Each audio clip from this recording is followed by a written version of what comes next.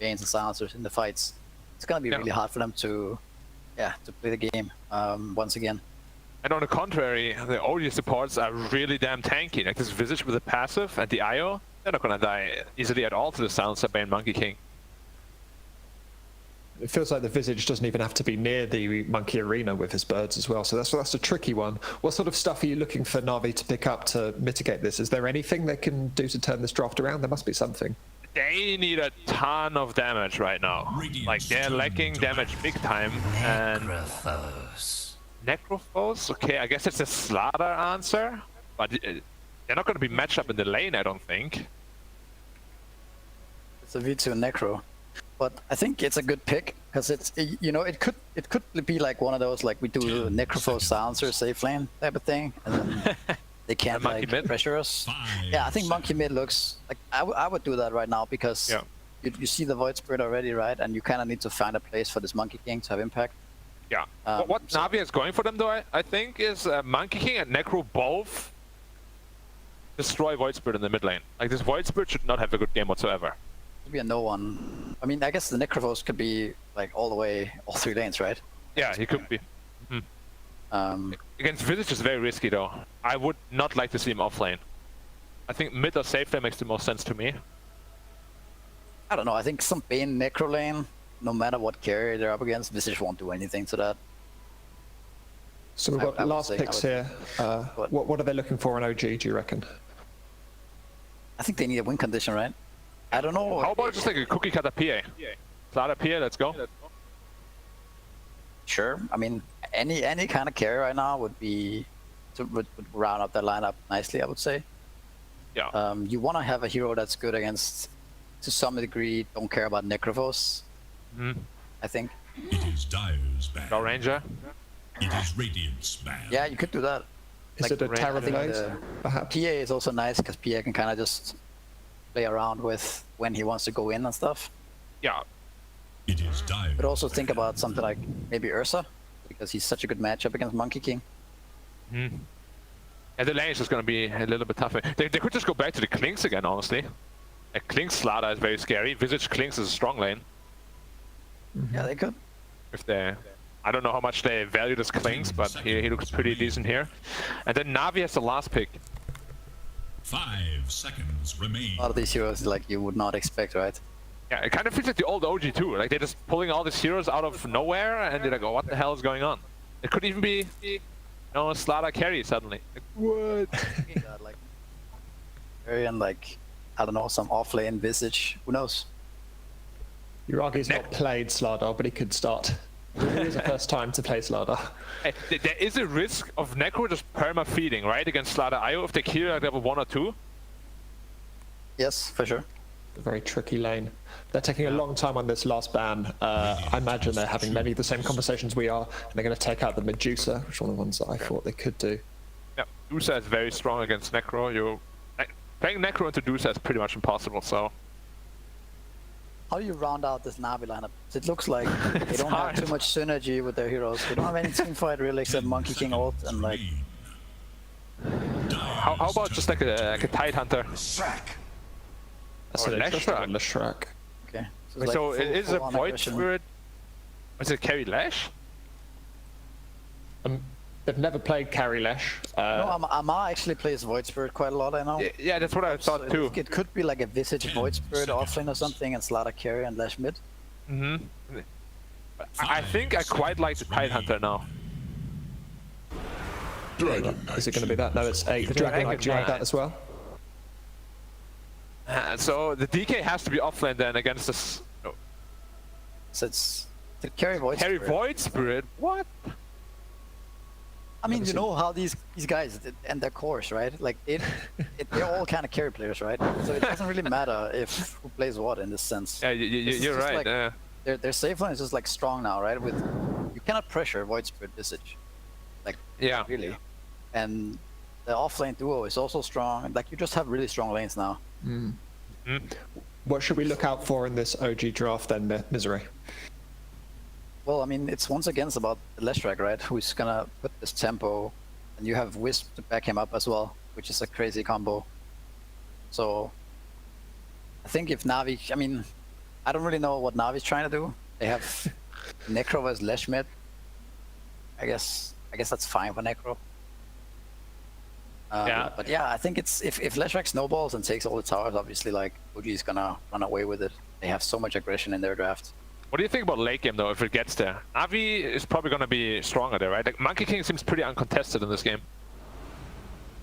Yeah, I can see that. They also have this Dragon Knight initiation, which is really strong in this game. Lihat game yang kedua. Like it's a table to turn this time. NAVI wants to survive to late game.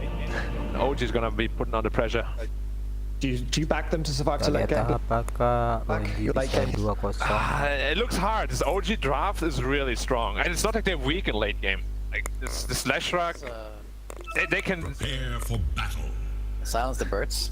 Oke. I think it does. It does. Ada Okay, so you Micha, can ada grip and Nisek, angle at kemudian least. Ahmad, You're your boy. Pak, Then Slender, Take the kemudian fight. BSM, ada Jurap. Can Juraginya Navi get a Void, grip at this dan game? kayak You mentioned that this is going to be a tournament for experimentation, and OG are certainly doing that. Will this experimental draft take them to a Oke, 2-0 Void victory in Spiritnya this yang first sekarang series of the ada day, di or will Navi's experience posisi shine carry, through? We're going to cuy. hand over Posisi to 1. Nomad and Lizard, who will take us through this game. General. Thank you very much, Dan, Misery, and Black. Oke, Yes, kita lihat indeed, match it is. OG It's melawan creative, it's NAVI. fresh, it's Game yang funky, coming out from kedua. OG. Will it work? Lizard, tell me. Give me the answers. I don't have a single idea, honestly. Both of these drafts are extremely funky, interesting. I can see where they're going for. Which side will prevail, I'm not sure, but jokes aside, you have Slardar and Visage on one side. You have Slardar plus Io on that same side. It's a lot of synergy coming from the Wisp alone. Then you have that Lash that you can tether onto throughout the mid game, right? There's a lot of this early mid game potential coming from OG. You will be having a decent lane with the Visage as well, I believe so. Even though you're playing versus a Bane, so basically right now how you play Visage is you just take Soul Assumption, you max out Enchanted Mangles. People have been doing this for almost like, I don't know, a year, but not a lot of teams actually copied it. Thing is, you're doing it versus a Bane, so you nuke him, he brain stabs the damage back, right? So I'm not sure that this is the best lane for Visage to be in, as Dragon Knight will heal up as well with Dragon's Blood. Then again, you end up with the Bane position 4. Have you seen this, by the way? It's the Aghanim's Rush. No, I've actually seen the Visage position 5. I saw Maposhka doing that in a pub, but I haven't seen the Bane position 4 recently. So basically, they go for Aetherlance into an Aghanim's Rush, or straight into Axe Rush. And then you have, what is it, those 3 Banes popping out and gripping. Yeah. It's pretty nice, right? But you are playing versus birds, so you will, panel was right. The birds do get silenced by global, and actually it's one of those harder heroes to play against as Visage, Silencer, that is. So yeah.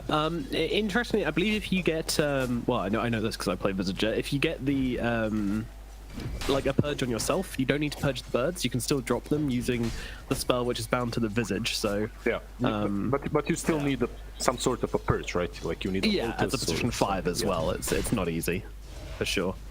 No, very interesting matchup. Some very interesting heroes coming out from these guys. I'm excited to get into this game. Yeah, and of course we've got the Io Slarda, which Tiger's carrying over from his days on Liquid. They used to do that all the time. It's tale as old as time. You get Bash of the Deep, you get Overcharge, and you just perma-bash the target. This Silencer right now is the bully, and he's the boss of the lane, but in buat yang baru bergabung, selamat datang, selamat menonton. Buat yang tadi nonton terus tiba-tiba berhenti, maaf tadi di sini lagi padam sebentar coy, jadi agak hilang sebentar, kita live stream ulang. Yeah, we'll see if they go for because of the IO, right? Like you both benefit from the movement speed. Kamera kita matiin It could be dulu. fine. Why not? Bash of the Deep and sprint and leave level 1 Slithering Crush. I think that's an option that they can do. Yeah, we'll see which order they decide to go about it. Meanwhile, BZM versus no one in the middle lane. BZM did get the advantage last time, but when those rotations started coming, they kind of opened up no one's game a bit more. So far, though, this Necro is off to a very good start in the middle lane. Yeah, it's pretty much the same CS, but in the opposite direction. In top lane, they're actually chasing Taiga. Yeah, he will pop that overcharge. A lot of damage coming now onto VTune. VTune just getting stunned up again and again. This is the overcharge going to work, but Solo's still going to get that first blood onto Taiga. We have -2 in the chat. We're gonna have a lot. We're gonna have a lot of those. Yeah, they made the right move. They got those boots on VTune, and they were the first one to strike. It's very important. Still, though, I feel like eventually Slardar should do quite well in this lane with the IO. A tithe to the impurities. I can't wait for the IO to end up at like -32 intelligence, just like not able to cast more than one spell and sitting in base eating soup with a fork. And Slardar isn't much. Slardar isn't much of a gentleman himself as well, sitting on 18 ints. So they'll do their best. Yeah. Dumb lane up in top. I relate. We'll see how this goes though, but I mean, already I wasn't expecting much from the Silencer Monkey King lane, because I kind of assume Monkey King you want to get like some kind of slow along to go with him, but BZM, oh my god, he's so low.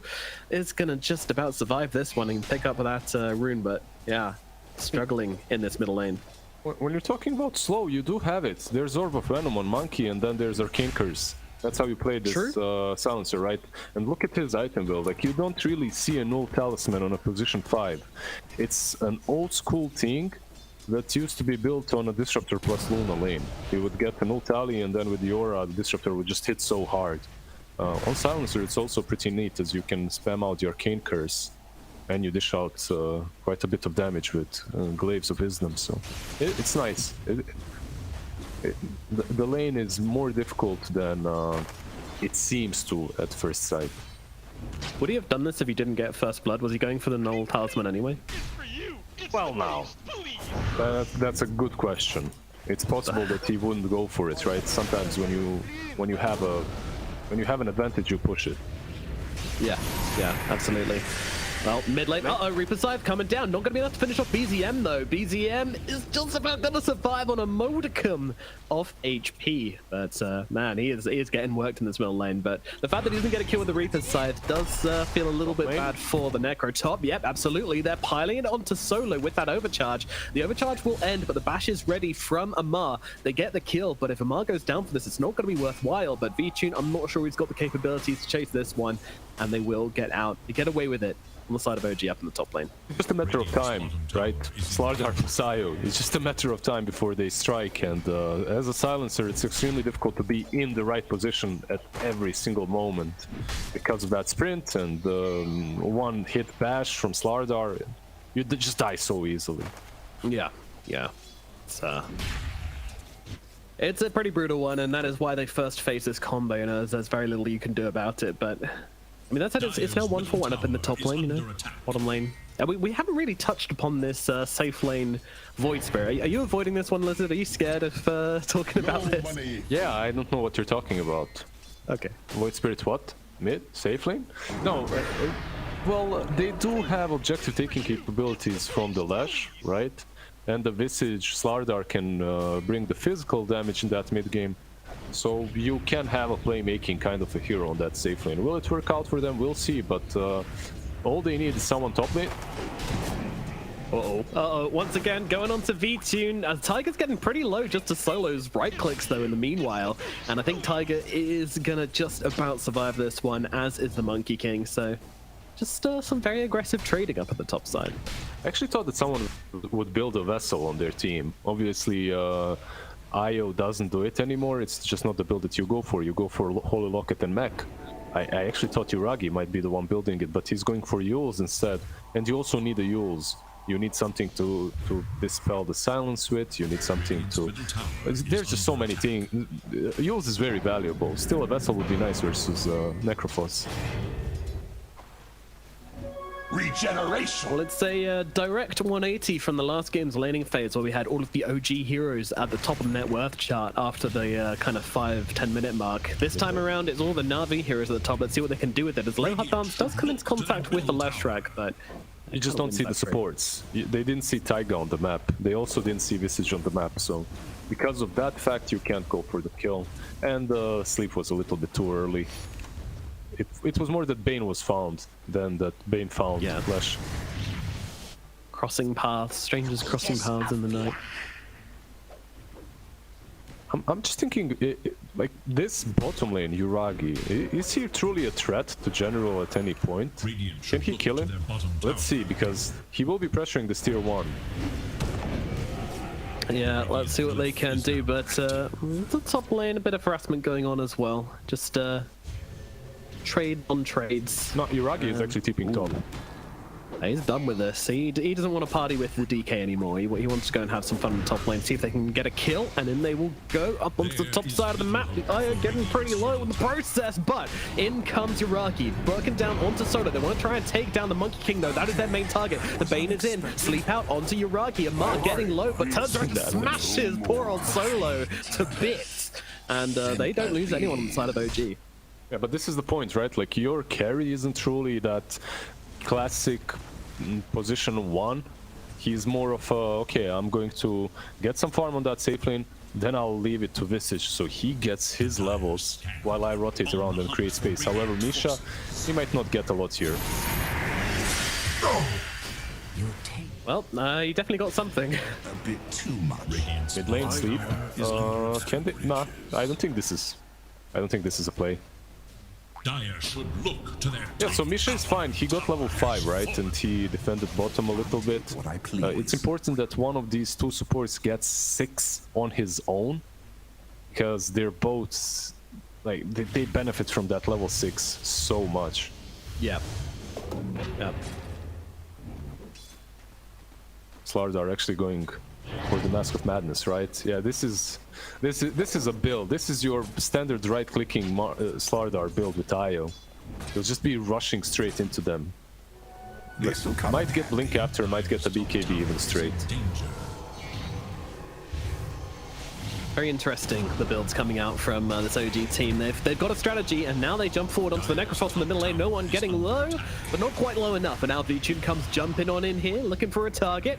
Won't really find one, though, as they just kind of trade in the middle lane, defend, hold the base. Meanwhile, General, he's actually started knocking on the tier 2 tower down here in the bottom lane. Yuragi can't seem to lane against him. What do you do? It's a general style of playing. If you think about how he started the lane, even he went with 3 gauntlets of strength, then it goes into power treads. You just can't hurt him, and he will take the tower or pressure it if he wants to. At least tier 1s. Top lane relocating. Relo up to top. Yep, they want to find themselves a target, and that target is going to be the Silencer. Goodbye, Sweet Prince. Solo will fall, and the tower will go down along with it. Fortification comes out, but that tower is gone. Yeah, and they will reload back actually to defend it. Slardar can take it on his own. Yep. While Slardar is taking the top, they can defend mid lane with that reload back, and so far OG is playing this game really well. The only question remains is if Slardar will be that true position 1 that they need. And you see, like, Mask of Madness, Blink, BKB. Meanwhile, Yuragi is still working towards that Yules. Yeah, definitely needs the Yules in this game. You're playing against the Silencer. It's not really another choice, unfortunately, so if he gets ultied when he's in the middle of a team fight, he will just get absolutely peppered unless he can get that silence off him, which is exactly what the Yules will do. I'm wondering what the build is after that. I mean, I'd be very surprised if it wasn't an Aghanim Scepter. Does just seem super good, and I'm also interested to see if Aloha does commit to the Aghanims, because I'm not sure it's the best game for it, even if that is the build on Pulse 4. Like, look at the amount of AoE stuns and, like, silences and stuff they'll have on the side of OG when he gets that Ags. That's a lot. Oh, alright. There's what then? Glimmer Cape? You know, like, I don't... the thing is, like, I don't disagree with you. It's not the perfect Aghanim's game, but now that you're stuck with the position 4 Bane, you know, you might do something that's impactful, or perhaps switch the Bane into 5 and get Silencer on a 4. That's also a possibility. I mean, right now Silencer does have about 400 gold more than the Bane, but yeah, we'll see which way round they decide to do it. On NAVI, as they come in once again for this push into the middle lane. OG, will they defend this one? I mean, it's very hard. It's a Necro and it's a Dragon Knight. These two heroes are just not killable at the current state of the game. That said, I mean, throwing stuff at the DK. Can they bring him down? The Global Silence is out, and back they will go on the side of OG. They managed to bait out the Global Silence, not really overcommitting for the kill. And now, well, they're going to keep on going here, but Misha's Bird's getting a little bit low here. Gotta heal them up. And, I mean, it's kind of just a defense from OG more than anything, right? Yep, pretty much. It was just a defense, but they also baited out Dragon Form plus Global Silence. So you defended, and at the same time, you did force them to use some crucial spells. I felt like OG, maybe they could have initiated with Yuragi a little bit faster, because he's the catch, right? Without him, right now there is no plays. You need a Slardar Blink Dagger before you make a move. So you're fine. Overall, you're fine with just forcing the global. There's a smoke from NAVI. They're on the prowl. Who will they find? Well, we shall see. It is a fresh Blink Dagger from Mr. General. That is where they smoke. This is what they're looking for. But they need to move quick if they're going to find something. It's a little slow from NAVI, isn't it? It's a little bit... Maybe they're waiting for someone to show up mid, but yeah. I guess you're just securing the tier 1. It's not that bad of a move. Flash. Point popped. Nice stun onto 2, that is good. And now they get the grip out onto the left track as well. Tiger going for the TP. Can he make it? No, he cannot. BZM will goblet. And that is 47 seconds dead at 14 minutes into the game. Very fun and cool mechanic. It was, yeah, that's not the most fun mechanic to play against. I agree. Nice tether away. Can he survive? Cute. He has that Arcane's Curse. Should be fine. Oh, maybe. BG with the double damage. We'll find him with the donk. Yeah, so they rotated. I think NAVI is doing this really nicely. Even in that first game, the way they rotate around objectives is stellar. Like, they smoked up, they put Necro without the smoke on mid to take tier 1. Meanwhile, they're just waiting for anyone to show themselves, and they found pretty much the perfect target in that flash rack. Thing is, though, the last game looked very similar, and then it kind of went out of their control. Smoke up, OG. They're the ones playing the wraparound game this time around. They were like, hey, that's a cool move, NAVI. Why don't we give it a try? Let's see if it works out for them similarly. Do you feel that OG actually have the late game here? Like, no, not even slightly. Why do you? Oh, jump in, all hell's breaking loose. Global Silence is coming. Punishing the Slardar from jumping in a little bit too overzealously. As that ultimate from the Silencer was still available, the team just couldn't back it up. But 5-man stun from the Birds is going to hold back NAVI as Yuragi now jumping into this one. He feels free, but what can he really do? Not much. He's the answer to jump into the last rack and stun him up, take him down. BTM healing up. Tiger trying to keep him alive, but they just can't do it. Not enough in the tank as NAVI get a second. Now they're looking for a third. They're moving over towards Tiger. The little ball of light being smacked away by the Monkey King. B-Tune will need a few more hits. Tiger just going to be able to make it under the tower here, but General in on tier 2 tower, no problem at all. They'll tank it up as NAVI get themselves a further kill. Yeah. Oh, I agree with you.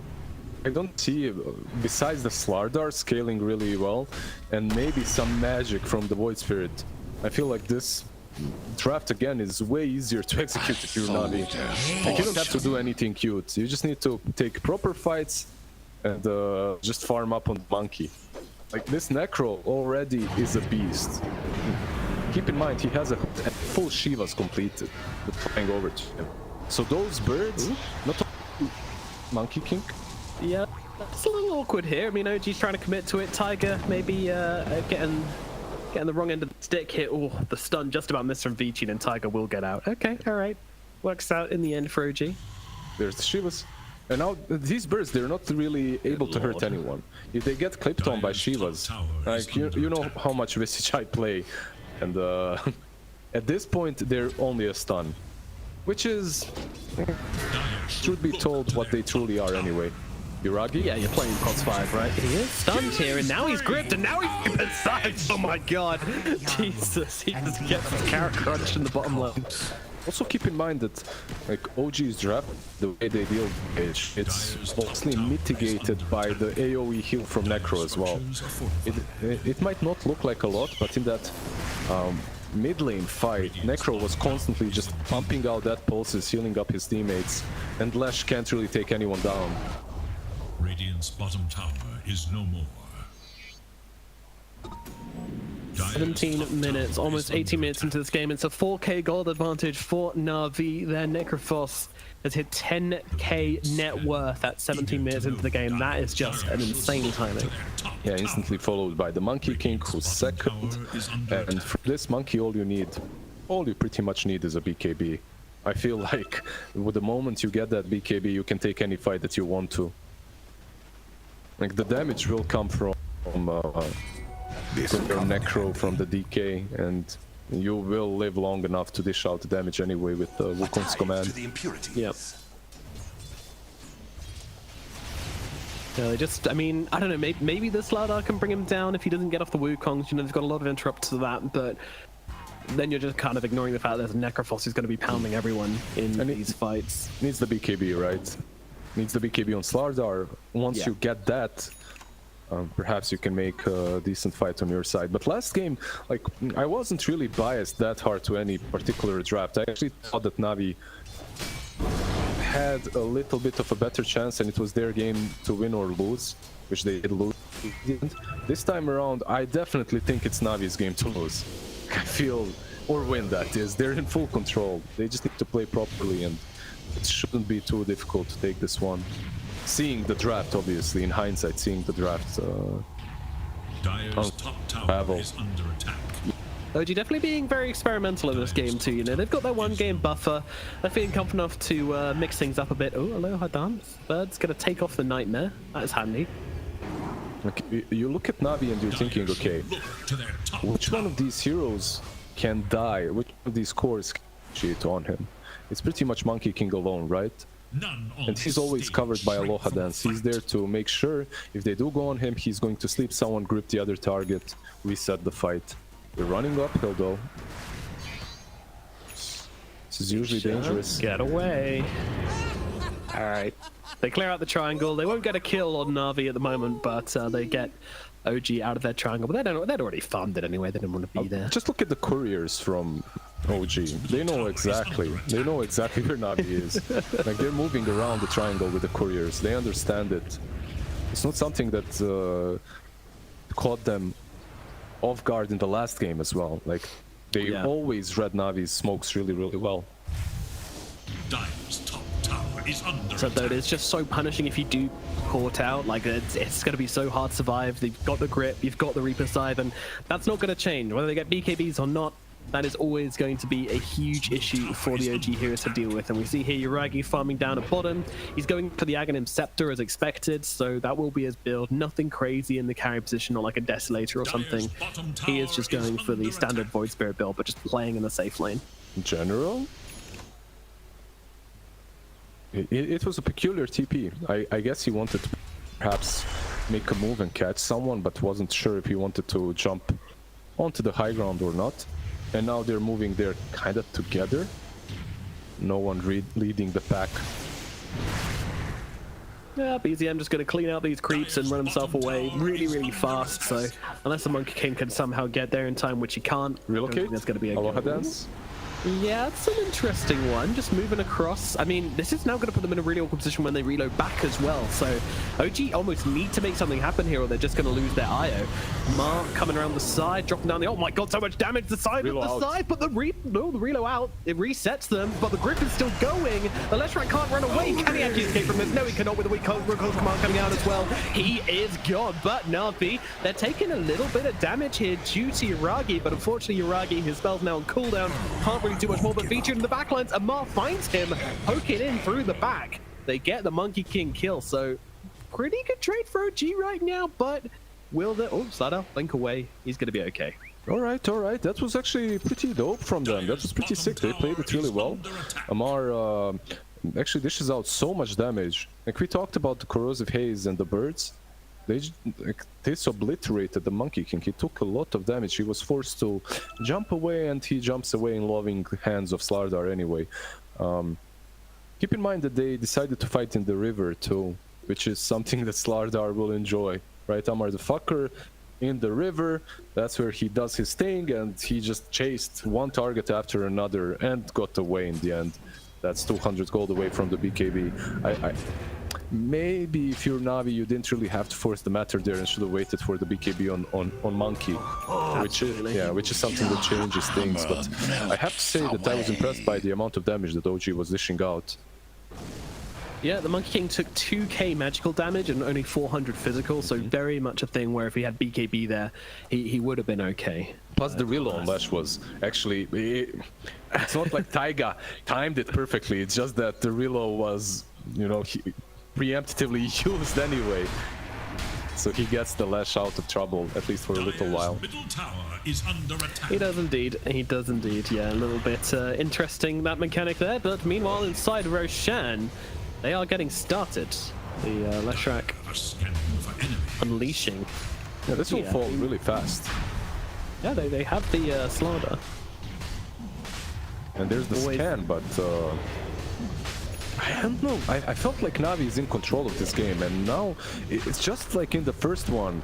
It feels like it's slipping away with one wrong move, one fight before BKB, then suddenly you lose Roshan. Like OG, I have to give it to them. They're very decisive with their moves. They instantly take objective that is available to them.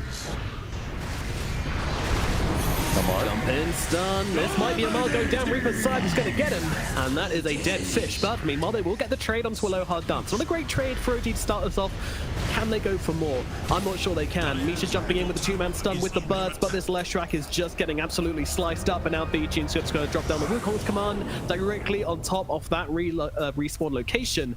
Global Silence comes out. It's not going to make a difference. The Leshrac's not escaping this one as BZM will fall. All right, Tamar, like... River is definitely your place, but you got it this time around. Like, he goes in, he got the BKB, that's why he's running like that. And now Misha will most likely die as well. Wow. Yeah, BKB from V-Tune as well. I mean, sure, why not, I guess? Just guarantee the kill. Yeah, maybe not completely necessary there, but it guarantees the kill. And it's for Solo's intelligence, you know. They give him that extra +2. You have to protect your captain, you have to give him everything that he wants to. But Amar, if you just used the BKB there, the fight would have been different.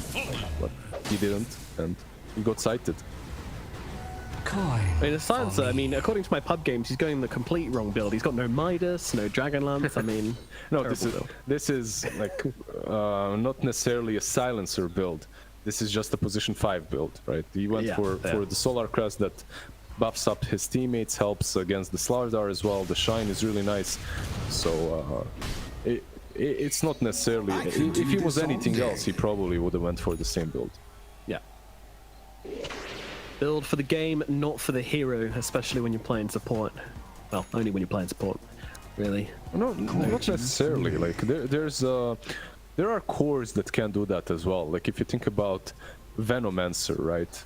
As a core hero, you can pretty much build him for the game. It doesn't really matter what the hero itself needs. There's a couple of others as well that just need to adjust to the game itself.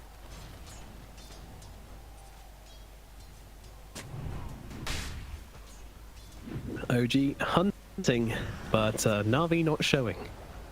I don't feel OG feels that discouraged. Like they have an Aghanims on Void and the BKB on Slardar, and their mindset is probably Amar, please use the BKB. Like try clicking it next fight, and then we might win it. I think that's pretty much the way they approach it.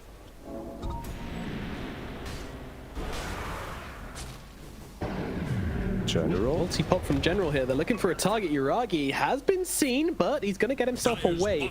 Still holding on to that Tumblr's toy as well, which is actually doing him a lot of work here. Global Silence going to come out as they've got the grip onto the Leshrac. Reaper's side comes down as well. BZM is gone. Navi just are not afraid to dump everything they've got onto one hero because they know that without this one core hero, it's very hard for OG to take this fight and defend this high ground. And now Navi, they're either searching for a buyback, which is not available, or they're just going to force the issue. structures are fortified. Maybe you can delay it a bit on the side of OG, but this will be an extremely difficult side to defend completely. It's not looking very delayed to me if I get a stun out onto Uragi. No, he's gone so quick there as he's just taken out. The Slardar tries to jump in and use his carry's death as some kind of entry, but it's just not happening for OG in this game. 2 heroes dead. Na'Vi beating away at their barracks. 27 minutes into this game, it's just not clicking together this time. Yeah, it's a good old OG style. You know, you experiment, you dance on the line, and sometimes you fall off the ledge. It's fine. I respect the experimentation, the trying of this position 5 Visage plus Slardar offlane. I still think that maybe if they didn't just feed away the Aegis and they popped that BKB, it would have been easier right now for them. But at the moment, it's really looking rough. Yeah, Na'Vi messed up, gave them the Roshan, and unfortunately OG then messed up and gave away the Aegis, which kind of reset it just back to being Na'Vi's game. Actually, when we were talking about the item builds on the side of Na'Vi, and Aloha Dance went for Aetherlands, and now he's building a 4-staff, so it's not the eggs that we maybe expected. So they got these 2 position 5s pretty much that are just building full utility. Yeah. Invisibility. Ooh, risky invis rune, but does pop the smokes, and you know what? That's pretty worthwhile. Let's see what they can do here. Jumping on the target. That's the target they want. The Aya will not be surviving, and no buyback potential from him either. Meanwhile, Monkey King up to the trees. Uragi gonna silence him up and stop him jumping down for the time being, but BZM may well just be the next target. Na'Vi, who can they find? These damn birds just pestering them over and over again. And even gonna take off the grip. They're gonna have to grip this guy up. All right, fair enough. And the Reaper's Slide. Yeah, that's just rude. That's a position 5. Yeah, it's just make him disappear from the game for 70 seconds. It's a captain, you know, like as a captain, you have some fun coordinating the game and making shots anyway, so, you know, if you die, you're fine. At least that's kind of nice for Misha. But I'm thinking, like, Na'Vi, they have this tier 1 and tier 2 on the top lane, and that's where they have to rotate. They can't really take another side without those 2 objectives. This game is looking as good as over, really. Some real copium from you right there, listening. Oh, I don't mind being Reaper's side. It means I can captain my team better. That's fine, guys. Well, that's true, you know? Like, you have to, you know, I like microing, but microing 4 players together with a hero, it gets tough. Tower is under attack. Sure it does. Na'Vi continuing to choke out this game as they move into the top lane. Yeah, that smoke from OG was, you know, one of those moves that you do when you don't really have any other options anymore. You're in your base, you're 2 sides down, you smoke up and you try and catch them off guard. Aloha Dance. A very aggressive TPing here from OG. They want to try and take down this Bane, but that's not really happening as the Necrophos comes in with that shard onto Uragi. What's that shard called again? On who? Necro? It's Death Seeker. Death Seeker? Yeah, Edgy. it seeks death. My goodness. So cool. It's a pretty sick one, pretty solid top lane. Oh, they found the silencer. Great pickup from the side of OG. Okay. Finally, they make a move that works. What's next? He doesn't have a buyback. He does not. No possibility of a buyback ulti, but OG, I mean, they got to be a little bit careful of that, because they're just like, if he does buy back an ulti, we could be in a bit of trouble. Nice jump away from Uragi here. Not going to get stunned up by General, who's linked into nothing. Nice stun. Stun of the backlines, and Mars jumping in, finding out the locations. However, the ultimate comes down, they're just tearing apart Uragi. Uragi is gone, but maybe they can bring down the Slardar here as well. Yeah, Na'Vi are back in full force. OG try their hardest to make something happen here, but they can't put up those bloody supports every single time. And I think Tiger might be in a spot of difficulty now.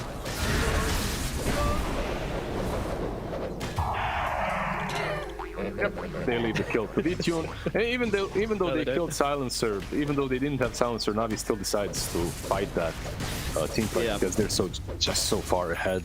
It's even just the gold lead, it's how their hero works and how difficult it is for them to die in a game such as this one. The Halberd on Dragonite, the 4-staff on Bane, Monkey with Wukong's just being unkillable. Do you know what no one's got coming out to him on the courier? What? A nice lovely level 2 Dagon. level 2 instantly. Yeah, why not? Oh, jump in, stun. They've tried to smoke around the back here, but they've immediately found the stun out onto Misha. They want to try and take him down. Global Silence, it's out. But the Monkey King, he's getting so low. Can they finish him off? V-Tune, he's running out of life, and they will be able to get the kill. BZM alive for the time being. Tiger, how much health can he give him? Not quite enough. So they will trade for now, but they're looking towards the Necrophos. That Necrophos is bloody difficult to kill off at this point. And Yuragi, the death is seeking him. It's just a regular pulse, actually. He's going to make it back to the fountain in time that I think he would be okay. No, he dies. Oh no. GG. Death suck him, and the GG's come out. This game is gonna go to NAVI. Maybe, you know, sometimes there's such a thing as a little bit too much experimentation, I think. Well, I would agree completely without seeing the game, right? But if you watch the game carefully, and if you saw the team fight in the river around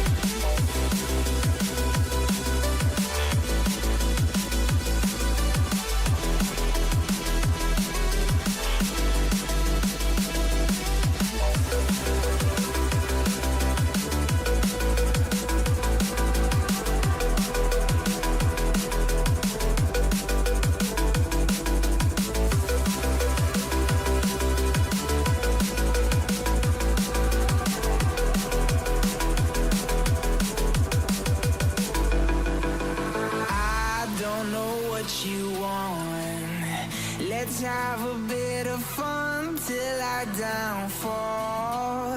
My love, if you feel like I do right now, don't say you're on the run to the other side. My love, you say you wanna try, but you never do. Sugar, there's a reason why we lose.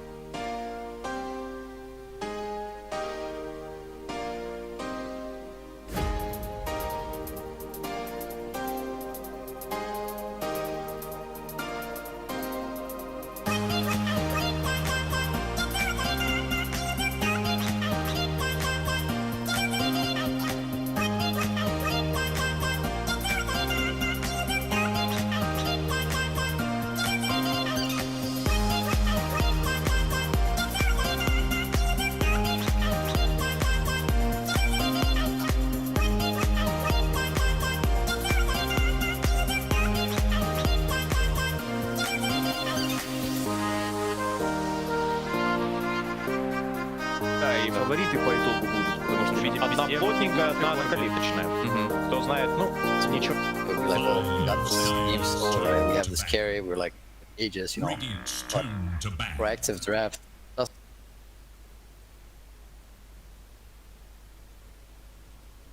Dire's turn to ban.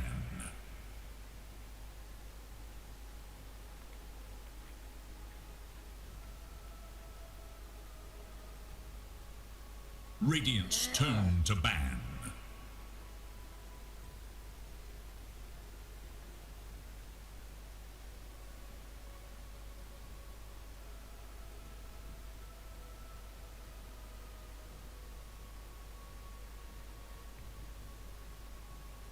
Dire's turn to pick.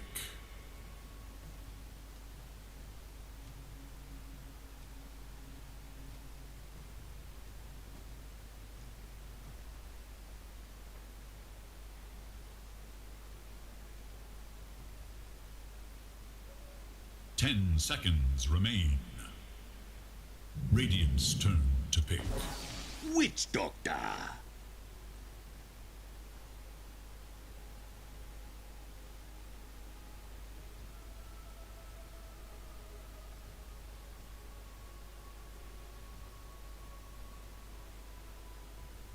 Ten seconds remain. 5 seconds remain.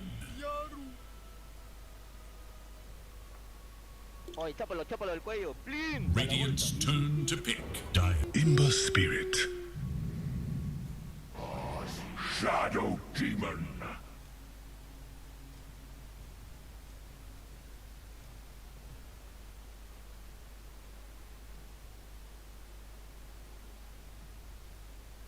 It is Dire's ban. It is Radiant's ban. Usual pick.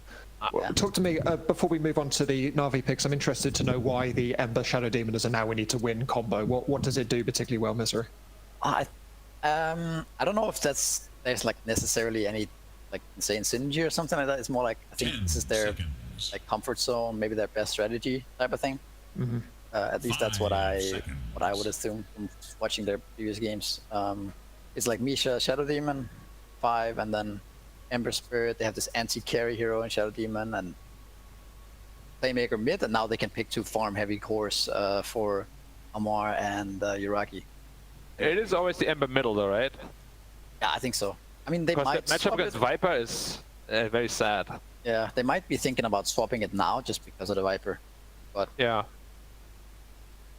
I mean, going into that Viper, is that just a reaction then to the Ember? Because I'm an Ember player and I hate playing against Viper. I mean, everyone hates playing against Viper, but especially against Ember. Is that why they picked this up? Just to screw on him? Yeah, if they don't change the lanes, then Ember's gonna get screwed over, right? And if they do change the lanes, like side lane Ember Spirit is not nearly as impactful as a mid lane Ember Spirit. Like on the side lanes, he's a lot weaker than he is on mid. Because the Sleight of Fist spam doesn't come online as quickly. You just don't get the levels you really need to start roaming around the map effectively. So I quite like this Viper. 10 seconds remain. 5 seconds remain.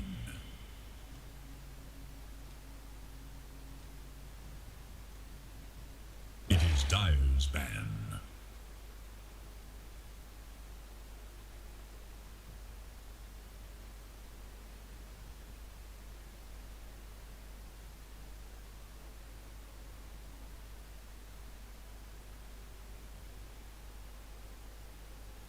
Seconds.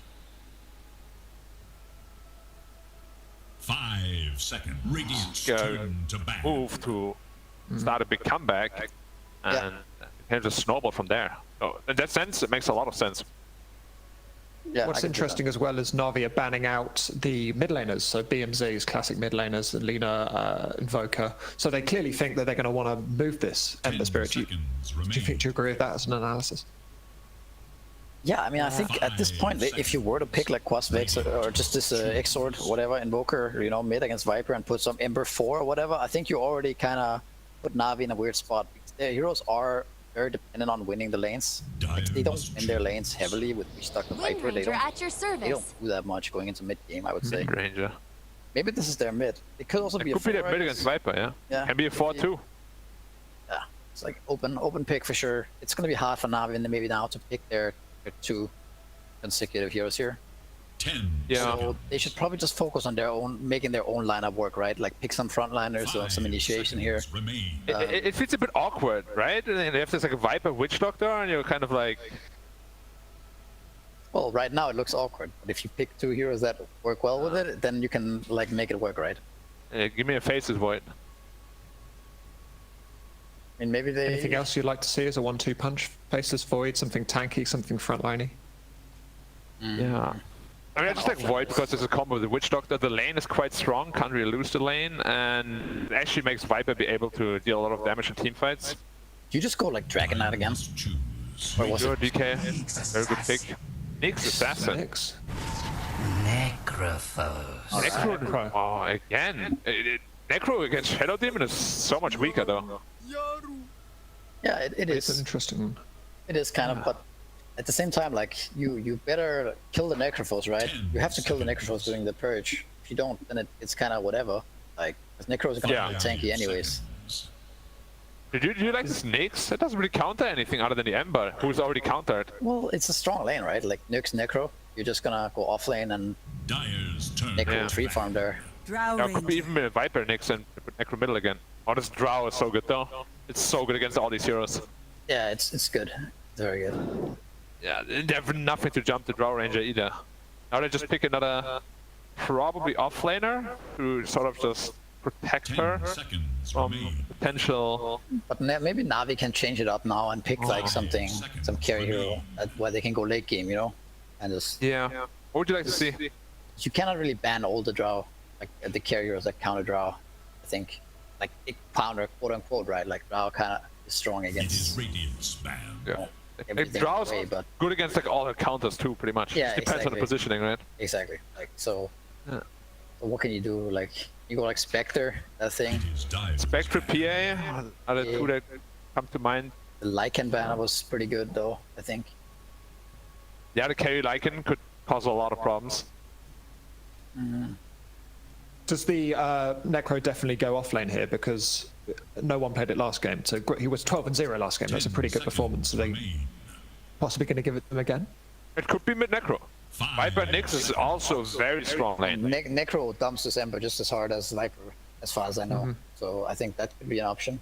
You could just do something like pick an off laner that's good against. Maybe you go Furion, like, and you just play for full on lanes similarly to last game, right? You have like Furion off lane against Drow. Drow can't lane against that very well at least. And then some safe lane Viper. I don't know. It sounds kind of funky, but that's did it. You could won with it.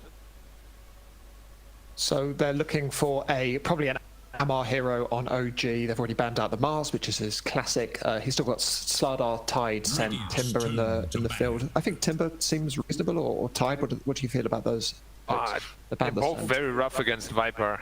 Like the break completely destroys the Tide Hunter, and Timbersaw doesn't really help them with the problems they have right now. Like it's not really a Drow protection kind of hero. More like a hero that just takes a lot of space himself. Like it doesn't pair very well with Drow Ranger. But just looking at his hero pool, nothing strikes me as particularly amazing against what Navi has right now. Underlord, Sand King, perhaps? I mean, Viper and Necrophos kind of just destroy Amar's hero pool, right? To some extent. Yeah, and they do go for the PA we spoke about as the Drow quote-unquote counter. But of course, Drow can also just forward the PA. It just depends on the positioning completely. And the Shadow Demon, of course, if he ever gets his Axe Scepter, then PA is just completely useless. 10 seconds. Does feel strong against the PA. The thing is, I played quite a lot of Necrophos. I think you can go offlane Necrophos here and be completely fine. Like, you're not going to get destroyed by Drow Ranger. You're just going to farm. Drow will farm too, but it doesn't matter, right? Like, yeah. Completely agree. So now you have what kind of offlane would make sense for them? Like, it surely can't be Wind Ranger offlane. It would make no sense. And you pick... Maybe you can pick Dax here, and it's so awkward with this Drow. Yeah. Like, all these offlaners actually look so bad against these heroes they have on Navi right now. It feels like his remaining 2 heroes that were really strong were Mars and Scent, and they banned them out. I think he's in a bit of a tough position here. How about you just go full the Vigo Spirit Breaker? Yeah, I'm actually surprised nobody's picking Spirit Breaker too, right? Yeah. What about I think SB is actually quite good. The lineup like Drow, they just charge in, it causes a lot of chaos. Drow gets like a lot of space to roam around. I can see Spirit Breaker being decent here at least. OD not really good into Nyx. Yeah, also PA very strong because you have all the evasion. Right. Doombringer perhaps? Perhaps. A bit greedy, but it's really good against PA and Necro. I think you can rely on the BCM on snowballing. Actually, you can't really like because he has a really rough matchup. It's kind of weird. What do you do here? Ember offlane? Pick another mid? Potentially.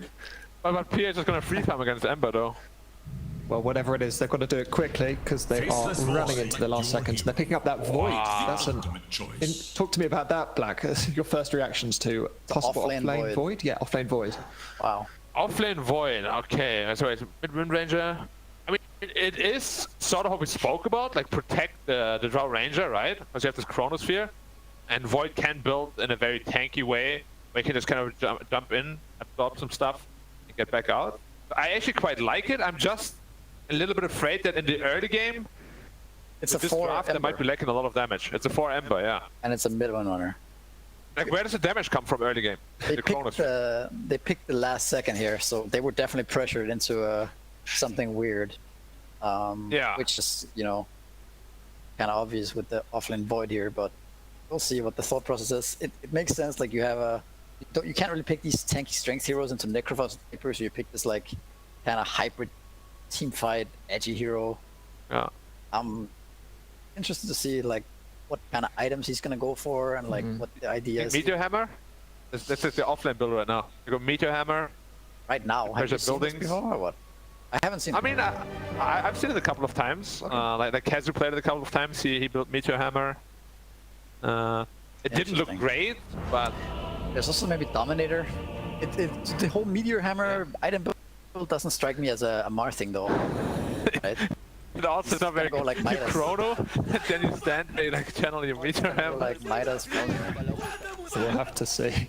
Mr. Talk me briefly through the NAVI lineup. What can we expect to see in a couple of seconds?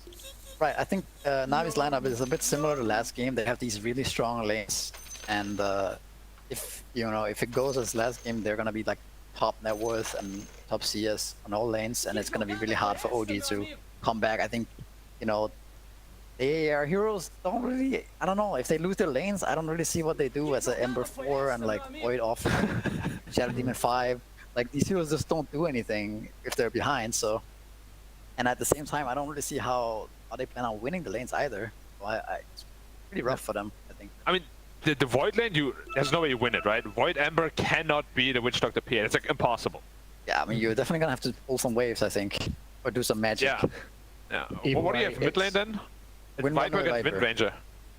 The game is starting, Black. I love your analysis, but let's not keep going for too much longer. We're going to head straight into this game at 3. Keep your eyes on the lanes with Nomad and Lizard. Thank you very much, Dan. Mystery and Black. Yes, indeed, we are paused up in this game number 3, and OG said, you know what, game number 2, that was a little bit too experimental. Game number 3, we're gonna bring it back to normality with this offlane faceless void and the pos form. I mean, what are they doing, Lizard? Bringing it to some normal, sensible levels of experimentation, like you said. Position 4 Ember. It's not something that we never saw, right? Like the position 4 Ember was actually very popular. Taiga played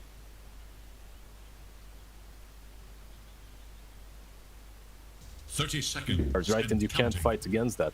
However, this time around, you have 2 melees on the offlane. You have Void and an Ember Spirit. If I saw this in a pub on my side, I would abandon. I don't condone abandoning, but I wouldn't be very happy. Yeah, I think, I don't know. I feel like if they do somehow win this offlane, then I don't know. There's no way. There's no way. I don't know. Let's see how it goes down anyway. Into the top side, I'm just gonna chase V-Tune off the rune. Yeah, no. Don't I get 3 runes, Navi? Come on, don't be greedy. They have a stick on Faceless Void, right? Probably one on Ember. Yeah, one on Ember as well. He's going for that Orb of Corrosion build because they're playing versus PA, right? And those sticks come in handy as well quite a bit versus Maledict, as that heal negates the damage a little bit. They are starting as a tri lane on bottom though. Navi trying something cheeky here. We haven't really seen these moves in the last couple of months done way too many times. Yeah, they've got that aggressive walk down as well, so... It's just yeah, you have to go back.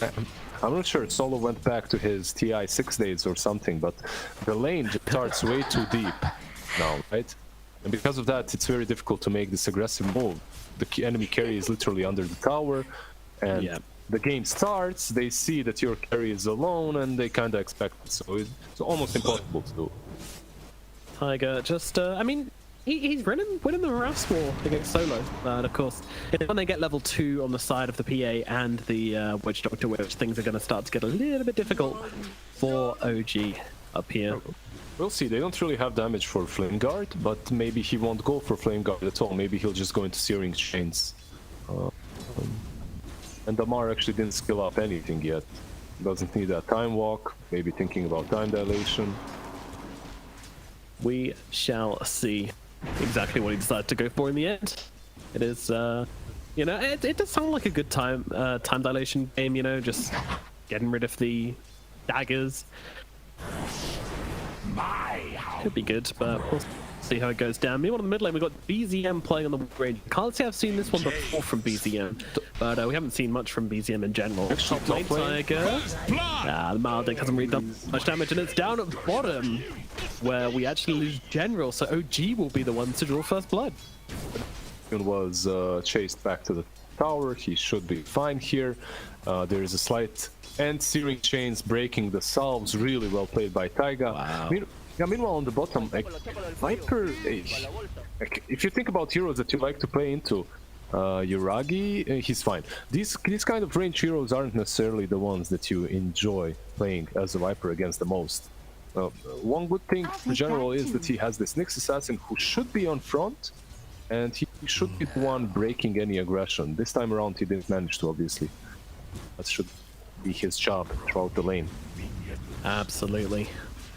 Well, honestly, okay, Totsuko not going terribly to start things off. I mean, Tiger is trying his hardest to make this work. The South Council is absolutely clutch. But they did now get some more regen out and are back fighting fit on the side of Navi. Meanwhile, BZM is going to grab up this water rune here. Look at the last hits. All 3 lanes. Yeah, like, it's rough for OG. Even though they got that first spot on the Viper still has 15 CS, 16 CS versus the 8, so doubling Yuragi's. Oof. That's not good. That is not good. Even though they got a kill down here, still suffering a lot under the presence of this Viper. I mean, it's a Viper Necro PA draft. I've never wanted a team to lose more based upon just the heroes they're picking. Like, I've been bullied in so many of my games by these heroes. Yeah, it's not fun. It's definitely not fun playing against. And bottom lane. That's a dead Misha. General are gonna take down the support on OG and get a bit of revenge for earlier. He was just trying to mess with the creep equilibrium. Aloha Dance catches him with the Impale, and it's an easy kill for Viper, which is also very important for him as he's bought that urn. So every single kill that gets him those urn charges makes him that stronger in the lane. And I like what he's doing. I actually expected this from him. He's buying the Atos. He's queuing up Atos first. It was definitely necessary. You're playing versus Void, and the only catch you have is Impale. So, and versus Windranger, obviously. Things up in the top lane. Okay. Wants to get a bit aggressive. Down at bottom, Yuragi gonna need to TP out of this one. Getting low very quickly, but will make it back. He's dead! Wait, no, he didn't go back to the fountain! Oh! He TP'd to the tier 1. Literally the last of Urn killed him as well. But that was so greedy from him not to TP base. Oh. You're playing versus a Viper with an Urn. Like, that poison attack and charges. It's very... Yeah, Misha now as well. Out of this one, is he? I don't think so. Body blocks. Aloha Dance living up to his name and dancing around Misha.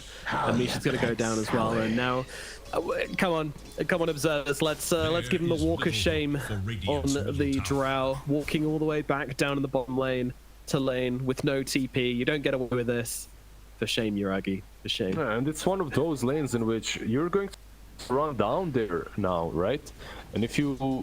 Well, it comes down to Nyx. If Nyx is around and this Viper feels free, then Drow shouldn't get any farm anymore. But as Nyx is rotating mid, if they do scout him out, then they might get something away from General here. I think the best thing for Aloha Dance is just to stay out of vision at the moment. You don't have to make a move, just stay out of vision. It's just so good. You're pressuring 2 lanes just by that one small move. He will be scouted though. Who'd have thought that the Faceless Void would be having the best lane out of all of these right now? General going for the TP out. It's going to get spotted as Tiger makes a wraparound play here. General could be in some trouble. Trying to fight back and maybe get a kill on his way out, but I don't think that's going to happen. The silence is down, the damage is there. Yuragi gets the kill. And that is going to make up for the very awkward few moments in this laning phase we've had so far for Yuragi. That is a big kill. Necro is actually rotating bottom with haste. No one finds these hastes exactly when necessary. He's just running straight for the Drow. There's only one thing on his mind. I want to reach aside somebody, and preferably the Drow Ranger. Nice dodge on the stun there from Misha. Misha actually buying a lot of time for the Drow here, honestly. Yuragi? He's fine. Yeah, Necro's done.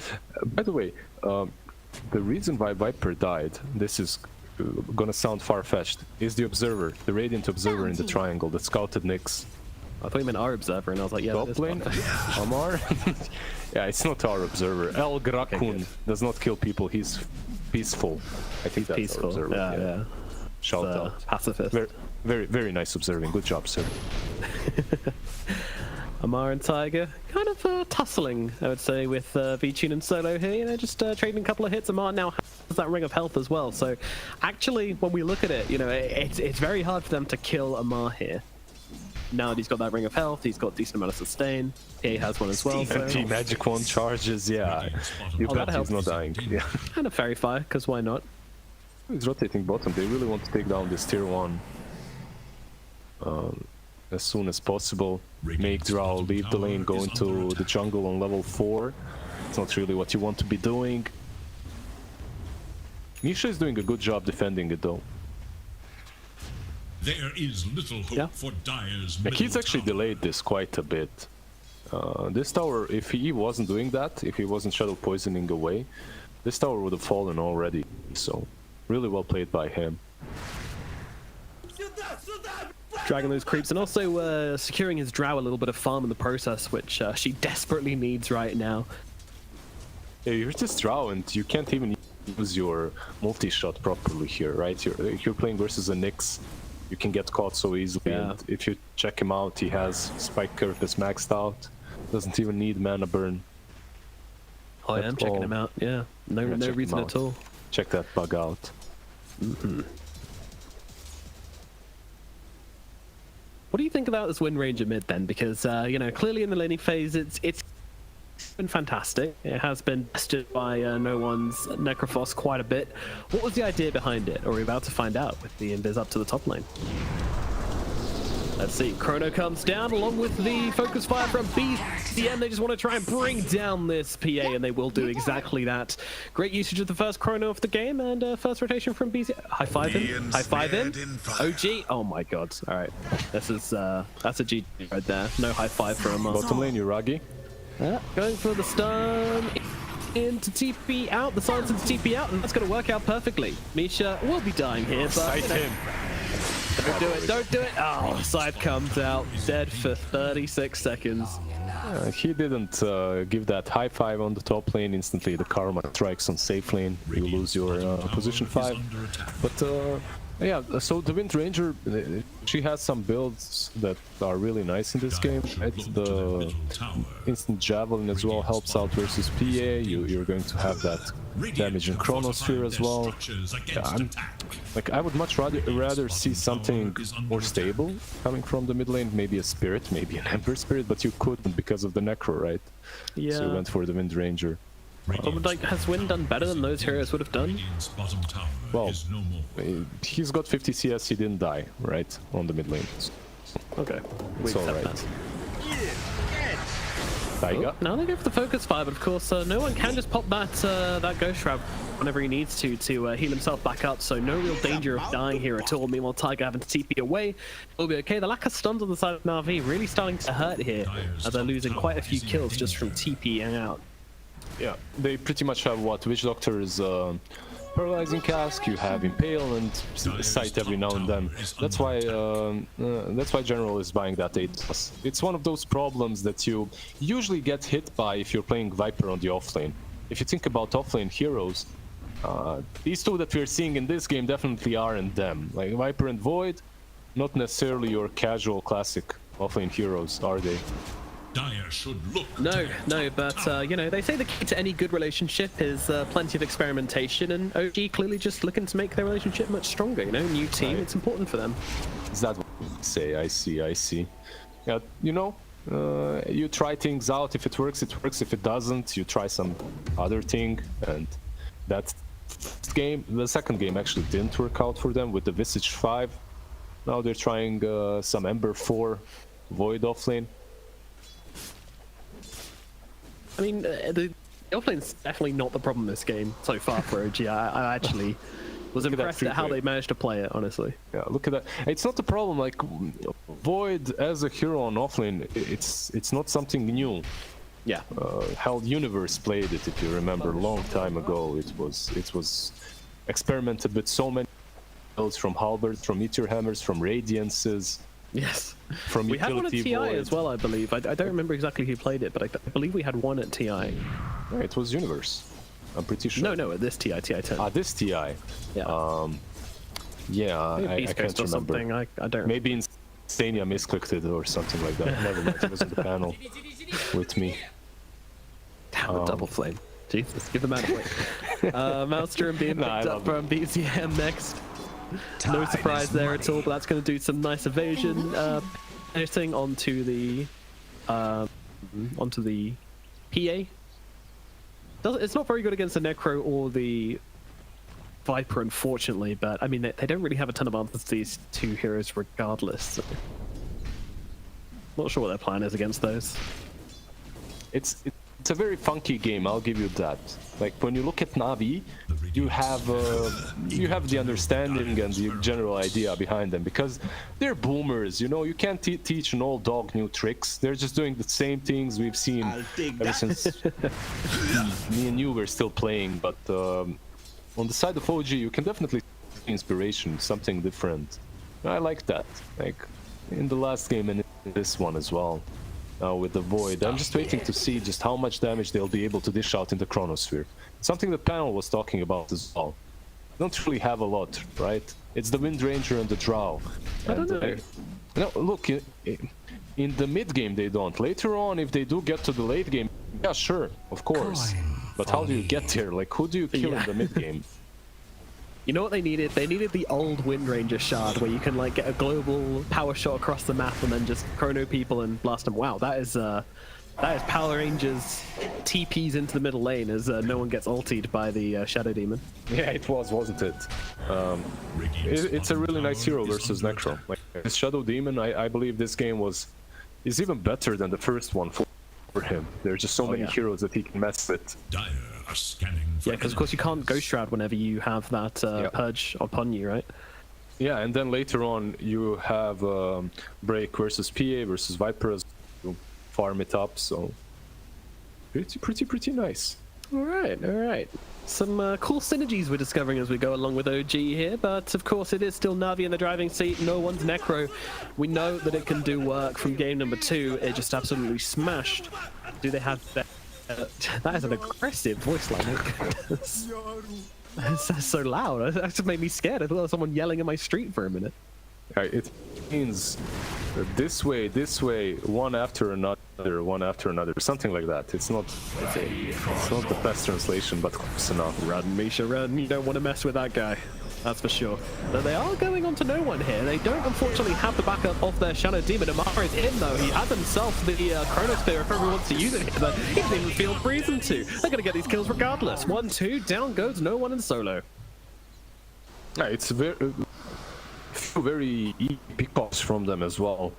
Like they were trying. One thing that I'm noticing from Navi is that they're not really playing around the objectives nearly as well as in that second game.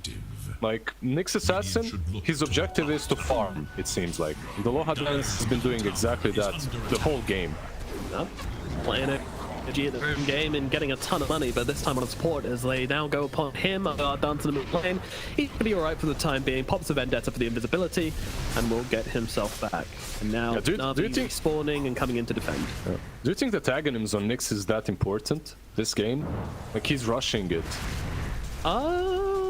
It's not even the fact that he really achieve. What does the Aghanims achieve? Well, it's funky. You can go under the ground and stun from distance. Oh boy, you can't stop that happening though. Tiger's gonna get brought down. Reaper's side out onto the Ember Spirit.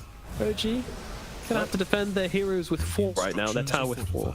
Yeah, my problem about the Aghanims isn't necessarily that he's buying the item. It's that he's showing himself on the map on that top tier for so long that our Necro and Witch Doctor feed because of it. It's like all these things in Dota, they're connected. If you're showing yourself as the only hero that can interrupt ganks, your Necro will die because of it. Well, that's a commitment onto a low hard dance here, using that very valuable ulti from the Shadow Demon just to bring him down. Once shall fall, Amar looking for a second, poking away at Solo. And he's going aggressive here onto the Witch Doctor, and that's because he's got backup. BZM's right behind. If anyone else shows, of course, they will drop the chrono for it, and that threat means that no one can actually come and help Solo here. He's just kind of on his own, and they'll just pop a focus fire for it. BZM will scoop up that kill. Oh, hey, no one, how's it going? He's like, yeah, not bad. I know you can't kill me. I can't kill you. Let's just go our separate ways. He's got remnants. He should be fine, unless some crits from V-Tune happen. Oh. Jesus. One was there, the second wasn't. Maybe now? Wait. Might not be over. Oh, he's playing a dangerous game and he doesn't get himself back. Ooh, Tiger. Once again, I mean, this guy is having a lot of fun recently in this series. Just constantly pushing the limits. Mid lane, there's a sentry. They're scouting out Nyx, so shouldn't be caught. They back out.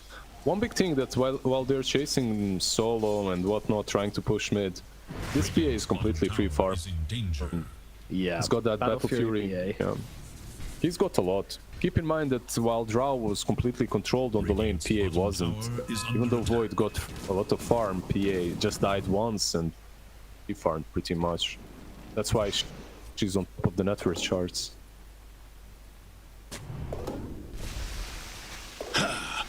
Now approaching the 18-minute mark in this game, and it is even, I would say, on net worth. You know, everything's looking very tidy. I think OG managed to recover from a very ropey laning phase, and they're going to protect this double damage rune, get that over on their Wind Ranger.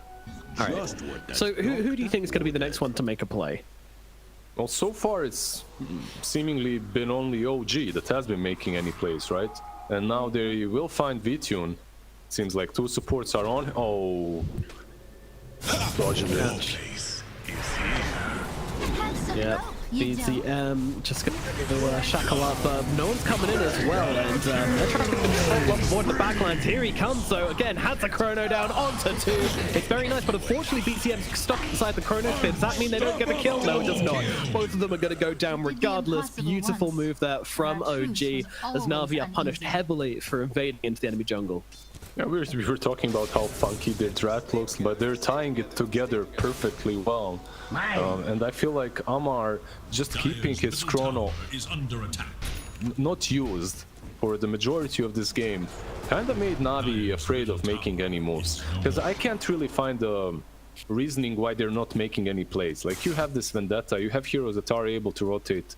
The only thing that comes to my mind is that chrono was always a threat. And it was a big threat. You could see it in that last fight. They didn't really have a lot of damage in it, but it just gave them enough control to almost wipe the entirety of Navi. So we have Hood on the Faceless Void. Now we've got the Heaven's Halberd finished up. Yeah, trying to play with fire a bit too much. Yeah, Flame Guard into Spike Carapace, right? Yeah. Quite easily. What do you reckon, without looking, is going to be the next item on the Faceless Void? What do you think is going to queued up? Hold the phone. No one's getting caught out right now. BZM unleashing with the focus fire, and that is a dead Necrophos in the middle lane. Great pick off here from OG, and I don't think Navi can retaliate. Yeah, I don't really have to guess. You can just click on the void and see that he is queuing up a blink dagger into Aeon Disc into Aghanim Scepter. So, ruined my game, Lizard. Yeah, there was who was it? There were a couple of players that were experimenting with Agh's Void on the offlane, and a very similar build. Either Heaven's Halberd, Vanguard, something like that. Tank up, and then you just start AoE stunning people with the Aghs. Can work. Like you kind of become the true offlaner that you needed to be, right? You get this initiation with an AoE stun without having to use the chrono, that is. Yeah, absolutely. It's about kind of maximizing your uptime. Oh, Tiger down at the bottom side of the map, getting caught out, but he's got the remnant to get himself away. And OG have managed to grab themselves an Aegis, so now the Drow, Yuragi, feeling very, very strong indeed as they go to push in this top wave. But this is huge. I mean, OG have managed to completely turn this game in their favor from a pretty bad laning phase up until the point now where they're 1k gold ahead and have an Aegis in their hands. They're just battering this tier 2 tower. Brilliant stuff. I'm just too much of a mid lane Taiga. He tosses there this time around. Time around. Spam the button. Oh, he can't get out. This time around he should fall. But really, after watching this game, I feel like such a boomer because Navi's draft makes sense, right? Meanwhile, OG's, it's funky, inspirational, for sure. But it still felt to me that Navi could take this mid game, and they're the ones actually just completely being beaten down in this part of the game in which I thought they were stronger. General. Go looking for General. The shackle is there. The damage coming in thick and fast, and he's gone. And these pickles are just so quick.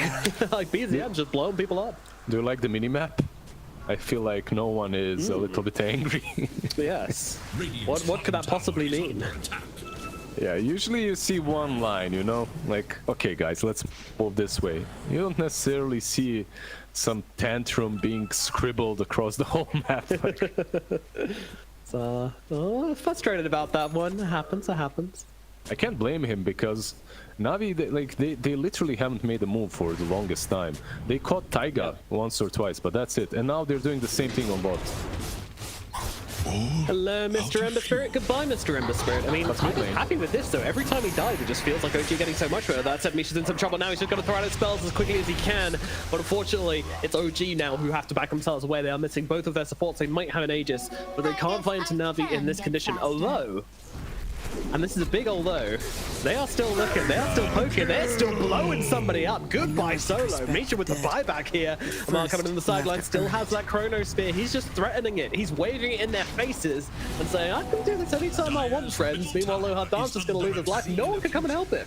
Like, no one can't come and help him. Because if he gets close enough to get that pulse off on him, he gets close enough to get chronoed alongside him, and that just ain't what they can let happen. And now V-Tune, the next target, that was a nice joke. That was a really nice joke. He actually blinked on the creeps. He went into blur, and then he actually ran towards the mid. All right.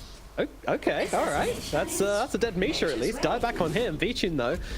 Very brave play, and now Solo comes across for the Phantom Strike as well. Very nice. Now this is just very nicely played by V-Tune. That was sick. Like that's a tip right there. You comment him after the game, you tip him. Not only did he break their ankles by not running south, he moved back and he killed the Shadow Demon, knowing that they can't help him out. Really nicely played. Have you seen Amar's most recent infantry purchase selection? Yeah, his quick buy. Blink Dagger into Dagon. Oh, classic sure, why not? Void build. I mean, you're experimenting. You do whatever you like, I suppose. I'm not saying that this is a good build, but you know, if you win with it, like, who am I to judge? We're getting very experimental now, Lizard. Like, indeed. There's a Skadi now being purchased by V-Tune. Well, he's quite far from it, but he has one ulti orb. Meanwhile, on the other side, are there any huge items? There's still a full BKB on the Wind Ranger. There's that Aegis that they haven't utilized yet. They can maybe force a fight with it. Yeah, Lotus on the Necro, which was kind of forced due to the fact that there's a Shadow Demon in the game. General, I believe, might be dead again. Let's see. You think so? Maybe not this time. There's friends nearby, but of course there's always that chrono threat, so they just can't come near enough to help him out. Lower Dance does now drop down with the stun, but the right click should be enough to finish off General though. Amarth doesn't actually right click, like just full stop, doesn't do any damage, but luckily with the AoE damage they will be able to finish him off, the DPS. Meanwhile, BZM, ooh, it's looking for V-Tune, that's a really big target with the Blink Dagger forwards. Unfortunately the Shackle doesn't quite connect, but now the Shackle's out from Tiger, gonna help them both together. V-Tune is gone, and no one might be falling into the grave soon enough. Is there anything Aloha Dance could do about this? Two-man silence coming on out here. I think this might be a dead team as they will lose no one. Now look over towards Aloha Dance as well. Aloha Dance is going to fall like arrows from a low ground. And meanwhile, Solo, I mean, but I think they want the full team wipe here. Yeah, not for much longer. They will chase him. He does have a TP, so maybe he just joked it out. This is a hard game to watch if you're a Navi fan. Like, they're literally not doing any plays on the map. They're just running away from OG, scraping it up together. They're trying to... You know what, like, I'm going to go out on a limb and say that they need this Nyx Assassin to stop farming the Aghanims and start making some moves. At least give info with Vendetta, right? Go in. Yeah. So far, the only play that they've been doing is killing off Taiga. Dire's middle tower is under attack. Sure, you kill a position 4 once or twice, but doesn't really change anything. How many of illusions are there on the map? Like 4, 5? 4 draw ranger illusions just farming away. Hanging around, aren't they? Well, Lower Dance does nearly have that Aghanim Scepter, so, you know, hopefully after that point he will start being more active, but kind of past the point where the pick-off based gameplay stops and the team fighting comes out instead, and that's going to make things difficult. In my point of view, it's the Viper problem, right? Like, you have this hero that's not necessarily that tanky if he's gone on, but he can do a lot if he's just free in the fight. Mid lane, no one. Should be fine. And you need that first wall. You need this Nyx Assassin to protect General, so that they can perhaps apply break and do whatnot in the team fights, but... There's two factors of this game from OG which remind me so much of Old Team Secret. The first one is Tiger playing that sacrificial role where he's just being in places in the map where he knows that if he gets jumped, his team are going to be able to get something much better from it. Shackle? Yeah, no one's still playing around. The second thing is the classic puppy black hole, where you kind of just run at them going, I've got black hole, stay away. And because of that, they can't be near each other. And that's exactly what this Chronosphere is doing in this game. It's really cool to watch.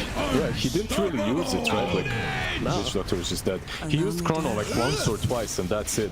Like, he's just threatening with it. Yeah. Radiant structures are fortified. Tier 3 tower, just being plinked apart by these two archers, BZM and Yuragi.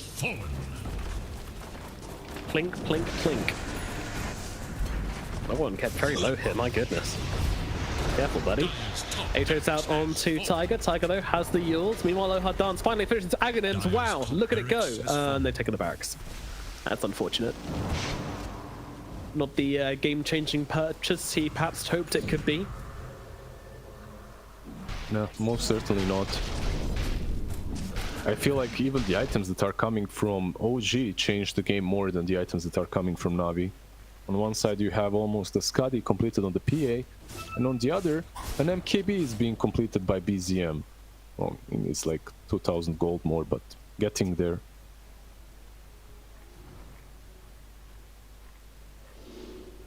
BZM. Oltidar Bogdanov, the age 16-year-old mid player, previously on Team Creepwave, now on OG. Is Bojdar his name? Bojdar. Yeah, it's thank you. His name is basically a Slavic old name that you translate to a gift from God, God's gift or something like that. It's like Bogdan as well. Like Bogdan and Bojdar literally mean the same. They're the same names. It's like just a double gift from God. Yeah, my goodness. No pressure then, you know. This guy's got to perform. Oh my God, that is a nice chronosphere from Mr. Amar as he jumps through the back lines, catches out 3. No one gonna fall as well. That's gonna be 4 heroes dead on the side of NAVI. Where did he even come from? Lurking in the shadows and pouncing out onto NAVI to, I mean, very possibly get them another lane of racks here. Yeah, or a game maybe even. They just don't have, yeah, they do have a creep wave on the top lane, so they just, yeah, they want to take the tier 2. After the tier 2 you have a possibility to get mega creeps, and I see no reason why not. They don't have a chrono, so the most disciplined approach would be to take maybe one side and rush.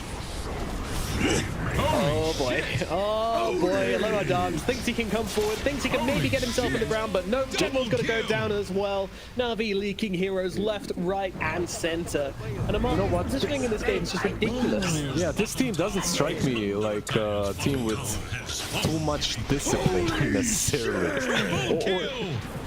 It's like OG. It's like the old OG, right? Like they just push it so far that it's seemingly. Oh dearie me, NAVI, they are just crumbling.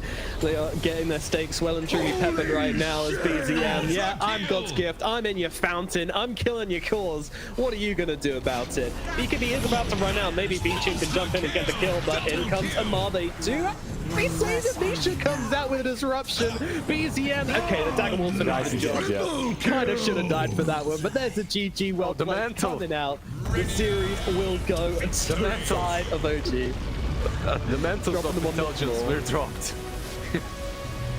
That's some beautiful BM right there from Amar, just dropping the mantles outside the base, you know, maybe suggesting that they need them, but yeah, I mean, fair enough. That is OG taking the series over NAVI in a very, very good, I mean, that was just mad. Like, I didn't see that coming from a mile off. That was just so convincing. OG just found their timing. Yeah, the second game you could see NAVI coming back into it, but this one, after it fell apart,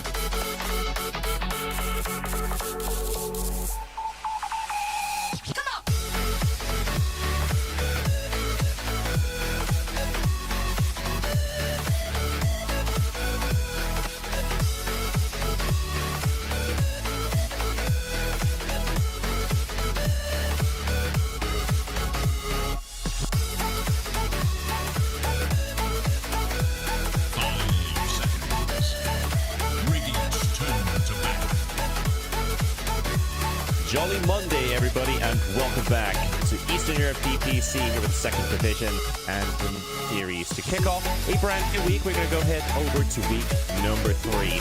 We've seen already some action going on the first 2 weeks with all of our teams playing at least a game or 2.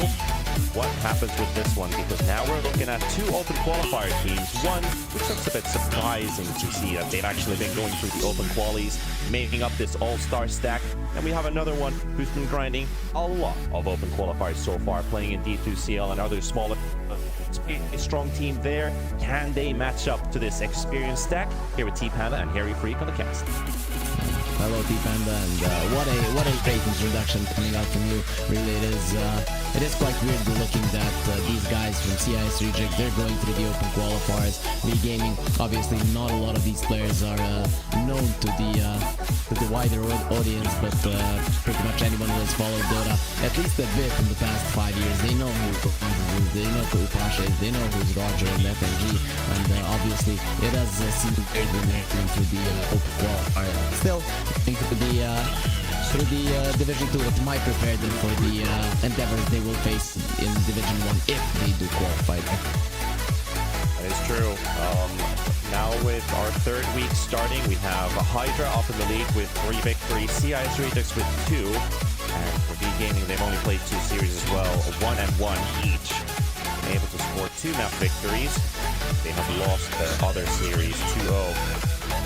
Some interesting stats, I think, if we put these 2 teams into comparison before we start talking about the draft. It's time for you to think about as well, since they are rolling in nicely. We look at like the hero pool difference, for example, between these two. From 2 games already, we've seen CIS Rejects, they've had a 26 hero pool, for V-Gaming 32. So slightly bigger, slightly more flexible. But right now, I feel like what you want to do with this series is not bring too much new stuff. I feel like V-Gaming really want to play their comforts, their most best heroes against CIS Rejects, because this is a hard team to beat. And also what we discussed already at the start of the tournament, CIS Rejects is one of those top 3 teams for this division. Who knows, maybe even a top 2 contender for the upper division. Yeah, well, V-Gaming, they had a good series.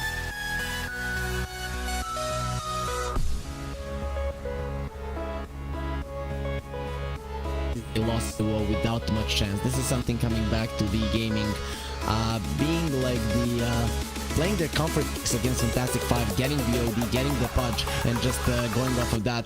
If you remember, I mentioned that their movements in the mid-game didn't really look so crisp, right? So in my mind, V-Gaming really need to be playing those comfort heroes so that the laning phase goes well, as if they want to have a chance against CIS Rejects. Well, let's see what we have on the board right now. We've seen the Spirit Breaker first pick come out, Bane, more fun support picks being brought out in almost every region at this point. We were casting NA Dota last night with Kips, not more than 9 hours ago.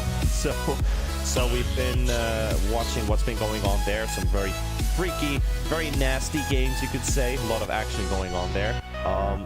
It kind of feels like the old NA, or like the current NA resembles the old Eastern Europe, where you basically just have this death ball going on the whole time, fighting, and seeing which one gets the better end. I feel like Eastern Europe has become more polished, understanding the importance of farm and XP and hitting those timings and windows. So when you look at these brawling heroes like Spirit Breaker and the Kunkka and the Invoker, possibly going for Quaswex, they still might not go for this YOLO, let's fight the whole time, but time their fights and properly understand how their drafts work. We've highlighted that quite a lot here, Barry. I like that you mentioned that. Maybe that's just the progression. You start off with this crazy type of Dota, you always go in, that's how you improve, that's how you learn. Maybe NA is on that stage right now, and Eastern Europe, it has advanced a little bit further, where they know their limits, exactly how they're gonna work out, given that they have dived their enemies a billion times in the past. So now they know when they can go, when they can't go, and usually your instinct is gonna tell you, yeah, that's not gonna work. But looking at the heroes right now, I'm kind of expecting a lot of aggression to come out from CIS Rejects, just not from the start. You know, the Spirit picking is a few levels, at least level 6, level 7, and then we're probably gonna be seeing those first rotations around the map starting to happen. Well, with our second phase bans now kicking in, Void Spirit, Monkey King, both removed, and I like that we are still seeing Peter Io constantly in the ban pool, so these three heroes are always there, plus the Mars. And of course, CIS Rejects done their scouting against V Gaming. They don't want to let that OD go through the draft either, so we discussed it quite a bit about this OD for V Gaming. Hayes has recognized that this is one really strong hero in the current meta right now, no matter if you play it as a 2 or a 3. And with the capabilities of it, having to get that early tower push, you've got to save for yourself. I think if you want to pick some of your own comfort heroes like Kunkas and stuff like that, you need to ban the OD and make sure that you don't get those heroes through. So very straightforward, they've done their research against. Yeah, they had, as you mentioned, the OD ban. It's really useful here, of course, a comfort hero for V Gaming. And again, you mentioned the Kunka, which is a hero that hates playing.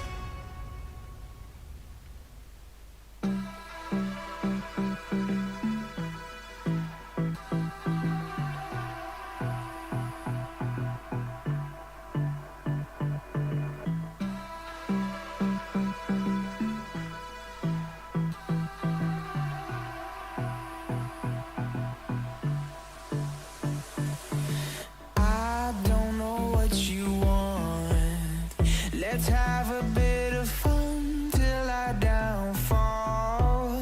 My love, if you feel like I do right now, don't say you're on the run to the other side, my love.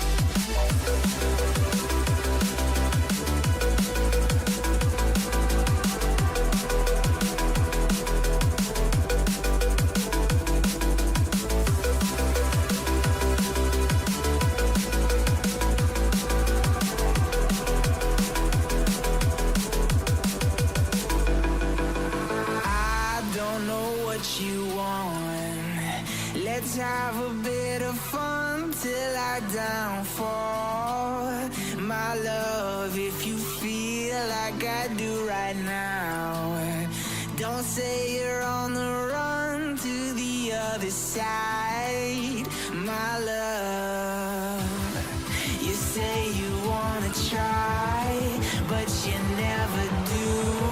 Sugar, there's a reason why we lose.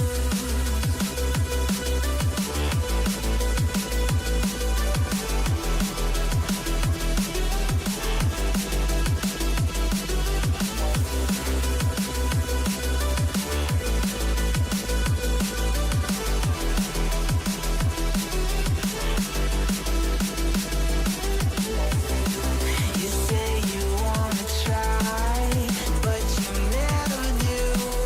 Sugar, there's a reason why we lose.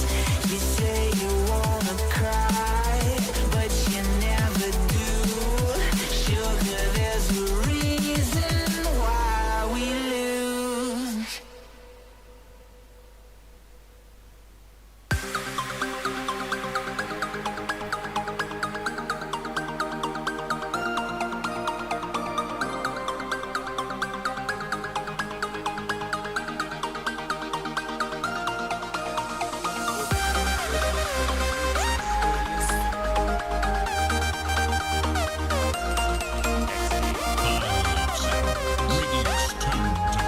Oh, like he was grinding the hours every day, pretty much, and yeah, it just looks like he definitely wants the second guy win.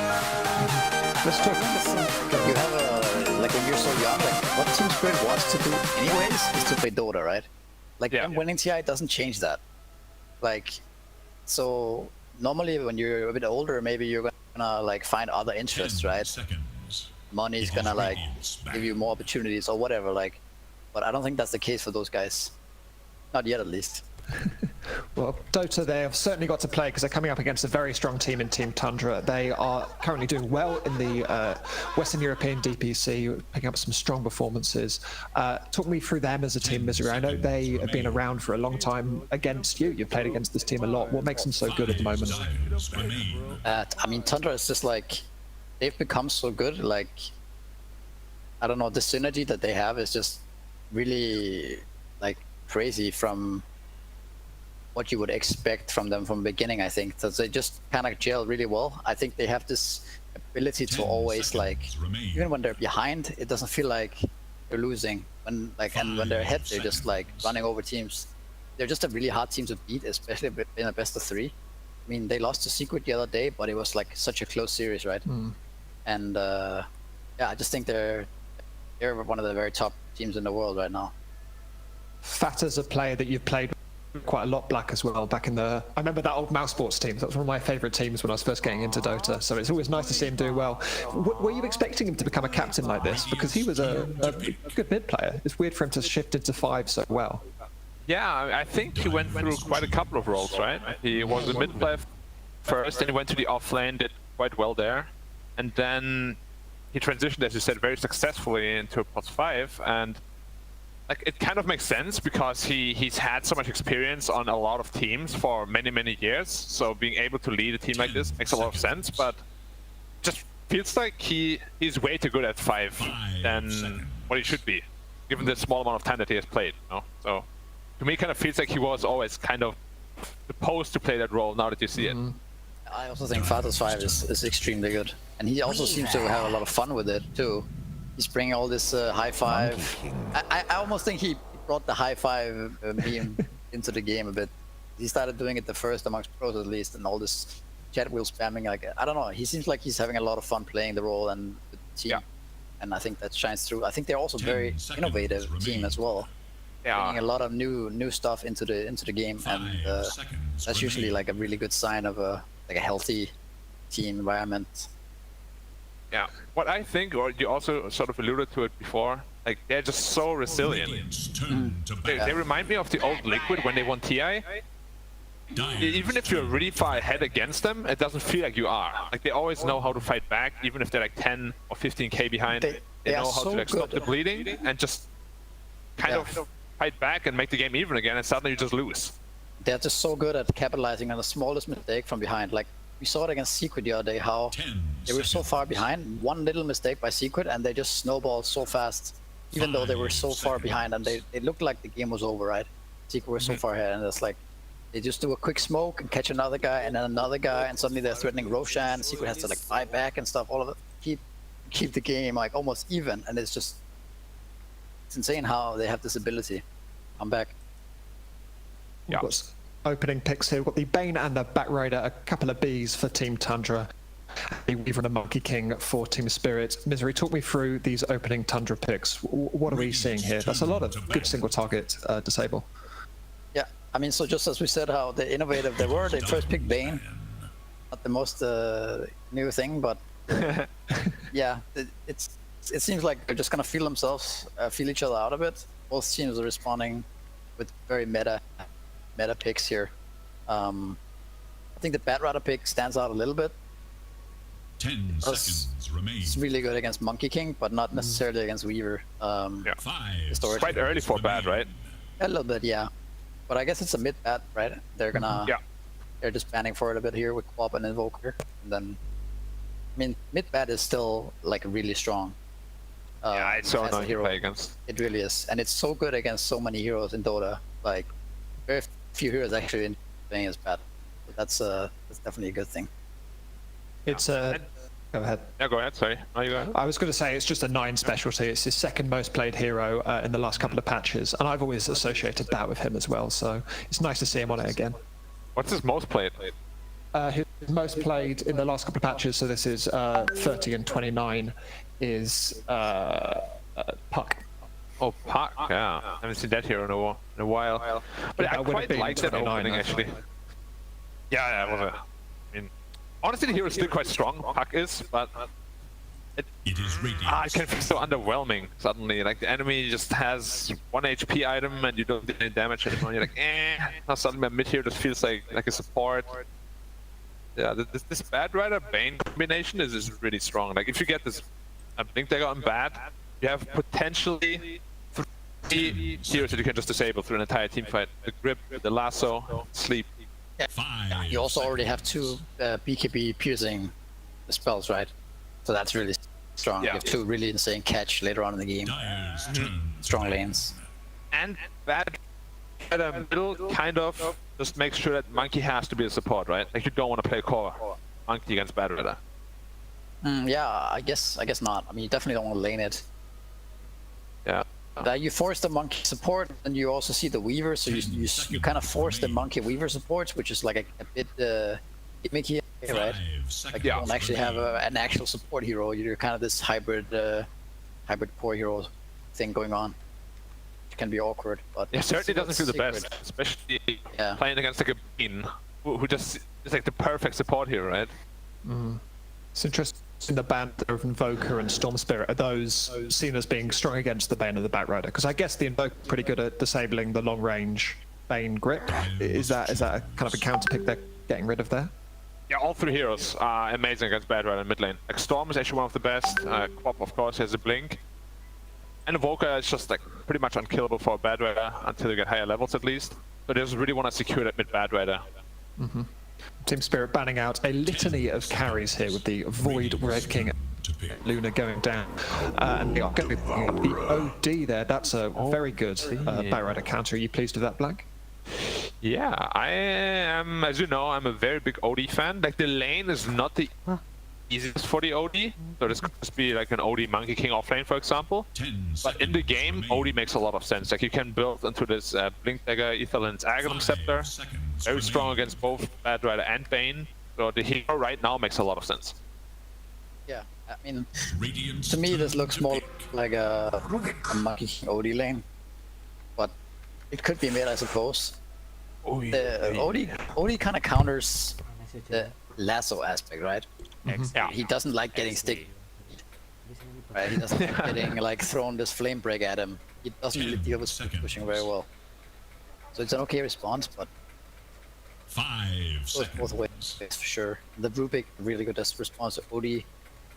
It's just so broken when you steal the Astral, man.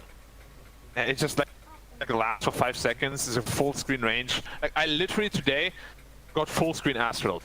By like a level 18 Rubik. I was so pissed. I saw it on. I saw Thompson play it against in his stream as well, where he stole Astral. Does it steal? You steal mana too. But you need Aghanim for that? No. No. Yeah, so you Aghanim just adds so the AoE damage to it. Wow, a Doom picked up. That will be an offlane Doom, or could that be even be? It has to be offlane, doesn't it? Yeah, it's gonna be Rubik Doom offlane. And I'm gonna last pick the carry, mid Bad Rider. Honestly, this Tundra draft looks really scary, man. They have so many big ults and disables, and the lanes aren't even weak. Yeah, I agree. Morphling, pick up one of your Toro's top picks here. Yeah. Do you like that? It is definitely here that lanes very well against Doom. No, like question about that. It's just they have so many disables that if you make one mistake as a Morphling, you can literally just die in a second. Doesn't sound like Yatoro though. He doesn't make many mistakes, as we've covered. So. Nah, but I think the idea here is like you said about the laning, right? Like you're gonna put this Morphling Weaver safe lane, or maybe Morphling Monkey, whatever they choose, and then this is just a one lane by default, right? Mm-hmm. You're not gonna be able to pressure the hero with no matter what you do. And then if you have the OG Monkey lane as well, which is also strong, you can ban for it even. And then you last pick something solid against the bad mid, and now you potentially win all three lanes, right? Yeah. And then it doesn't matter how strong Tundra's draft looks or whatever, you're still gonna win 3 lanes and like play from there. So yeah, this Morphling gets his first item, like a Morbid Mask of Power Threats, and Doom, it just can't last it anymore. You have like 30 damage less, way less attack speed, and Ruby can't really help you there, right? You also buy this early Lincolns this game, right? Yeah. I mean, Lincolns in this game is really, really good. Like, it's a godly item. Yeah, it is. So what sort of a carry are Tundra looking out to round out this draft? So they banned out Peel, which makes a lot of sense. It's many carries banned already. Terrorblade looks pretty decent. Do you like Juicer? I quite like Juicer. Juicer's okay, but I think actually the best hero that could pick, which I think is going to get banned next, is Drow Ranger. Like it just owns OD and Morphling. Juicer is weird against Morph, but your lineup is like maybe overall better. Like you have really good supports for the Juicer, whereas Morphling's supporting cast is, you know, kind of gimmicky, like we talked about earlier. You don't have that much disable, you don't have that much team fight. A lot of these small skirmish type of heroes. So if they were to pick a Drow Ranger on Tundra, what could Spirit pick to kind of sort of counter it? Well, they're looking for a collapse hero, so... I think Collapse is going to be on the OD this game. Oh, do you? Okay. So. Oh, yes, yeah. But I don't know. I mean, I don't know. They could do the other way around too, right? They do have last pick, so they might just be flexing it and seeing like what kind of carry they're looking at. There's stuff like Naga as well. I don't know if that's a Skeeter hero. Naga is actually not bad, 5 seconds remain. Like you, illusion heroes generally against Morph. TB being probably the worst of them, but against Morph specifically. But he's really good against the rest. So anti-mage ban. Okay. That makes sense, I guess. Is that against OD? Why are they banning that? It's really good against Morphling, right? And Weaver Monkey doesn't do much to AM as well. You don't have catch. Like 10 seconds. Yeah. But, okay, then I do think Drow strikes me as the best hero for Tundra. Maybe Naga, but they don't have last pick, it's a little bit more risky. Yeah. Does Skeeter, what is his preference on these type of heroes though? Rave King. It's banned. He likes the TB, so... Okay. Like, TB can work, as we said. It's just, out of all the Ilu heroes, as Misery said, TB is definitely the weakest option against Morph. A hero here. Bloodseeker could work for sure against OD. Bit scary perhaps, but... Okay, they go with this. Okay. So what are we looking for from Spirit to round out then? As you mentioned, it's probably a Toronto Tokyo hero. I mean, he's got Puck still in the pool. It's difficult. What do you expect to see him pick up back? 10 seconds. The Aghanim's Puck is really good against bad later on, for sure. It's also one of the that are good in the lane to some extent, right? Is there any other like Legion Commander, like any of those heroes you can pick? Abaddon? Ember. Okay. Upon the battlefield I mean, today. it makes a lot of sense. Stable matchup. Remember? You have to be really careful. Like if you die once, you're going to die a second time. But if you can make it to level 6 without losing too hard or dying, then you should be okay. And that's the hero they needed, right? Something like a Puck or Ember Spirit that can really move around. Because Morph and OD are going to be farming. Yeah, I mean, it is really good for the game. And to be honest, Tundra's draft is pretty greedy. Like, they have Doom, Bat, Medusa, which all wants to farm a lot in this game. And if Ember Spirit can, like, get some kills, even having a little bit of a rough lane, if he gets a couple of kills, he's kind of back, right? So, yeah, it's nice to have a hero for them that can kind of run at Tundra a bit. So are we expecting Black to see the story of this game to be Team Spirit trying to close out early into a late game draft by Tundra, or is there anything that Tundra can do in the early game here? Yeah, late game seems super hard against like a Refresher, Doom, Medusa, and Bad Rider. Like, I don't think you want to go late game. Like the biggest time they're gonna have is like Morphling, 3-4 items where he's stronger than Medusa and can kill her teammates really easily. And that's probably what they're going to be playing for. He's going to free farm in the lane, no problem. And Medusa, I think, is actually going to get quite pressured by this Monkey King and OD. Is there anything else we should look out for? Well, I mean, I think the late game is weird, right? Because this Lincoln Sphere is such a powerful item this game. Like, you actually buy Lincolns on all your cores, and it's kind of hard for Doom and Bat to play Dota. Like, just sport dies so easily, and Fey Grenade triggers it though for some reason. nah, but I don't know. I mean, it's hard to predict this game. I think I'm gonna go with Spirit. Jadwal God. Jadwal God. Well, never bet against Spirit. Well, it might be hard for them to play Dota on those two heroes, but they're going to have to as we move into this game 1 of Team Spirit versus Team Tundra, and we're going to be helped through it by Nomad and Lizard.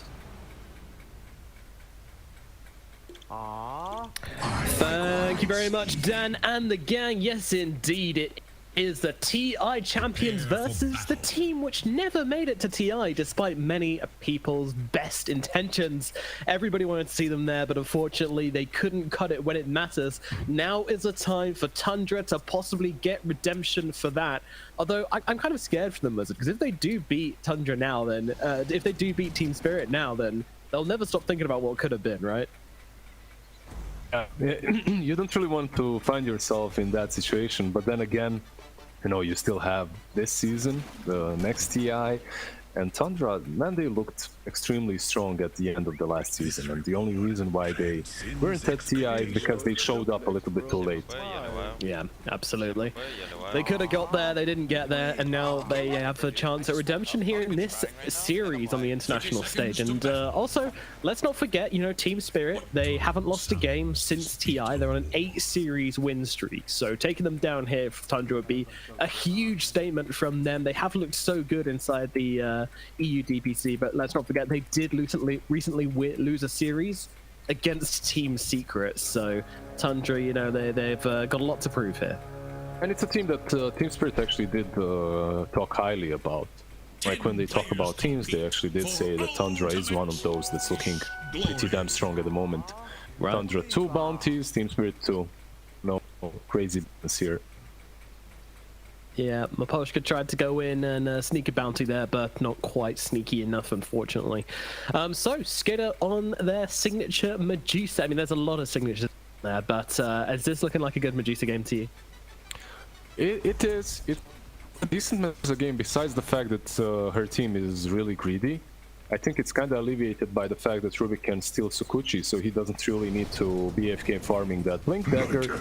And also, I think it's one of the best shard games for a Medusa. Like, you don't really see that bot way too often, but in this game, it's pretty solid. Yeah, true. It's got a lot of applicability in this game. Lots of stuff to mess with, especially that OD. And yeah, OD collapse. I'm curious about this one as well. Is this something we're going to be seeing a lot of, do you reckon? I mean, it's collapse. You know, if there's a hero that's perhaps not even broken, in most hands he's going to make it look that way. And OD for me right now pretty much looks borderline broken. If you remember, maybe, what, it was May last year? or March last year when OD was really coming into the meta. Then it got nerfed a little bit, but it was this build, the Meteor Hammer. You just go with the Meteor Hammer, you take towers, you just make moves all the time. It's really strong. Yeah, it's a very common build we've seen on pretty much every OD. You know, it's one of the most consistent things we've seen, whether it's mid, whether it's offlane. But I mean, that's because it works. But they do have the interrupts available on the side of Tundra, so you know, go and make sure no one gets caught out in that way. So, right now we've got 9-0 on the Ember at mid. On the last hits, it's still pretty close and undecided in most of the lanes at this point. It's pretty early to call it. Miposhka is the one that kind of suffered the most beating out of all 3 lanes. I would say he's the one that had to waste the most regen. As he was caught by a sentry, he wasn't able to deward it. He does have 2 more now in his backpack, so maybe he'll be able to do it soon. Double downing. It's got to be done though when you're playing this weave. You want to make sure that you get those sentries out of the lane, and you can also block as well if you need to. But Weave is very good at interrupting pulls though, isn't he? It's very important that he manages to... Yeah, there you go. You can't really play the lane without that, right? Like, you need to get the sentry out, and then you can actually harass and play around the Sukuchi.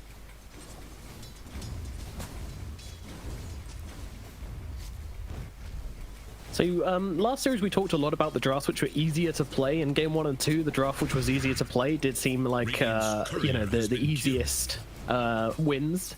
However, in game 3 it was switched the opposite way. Do you think that applies to these teams though? Because they are both so creative in what they can pull out and what they can do. I feel like, to be honest, wait, we have a... We have a dive, yeah. A dive on the tier 2.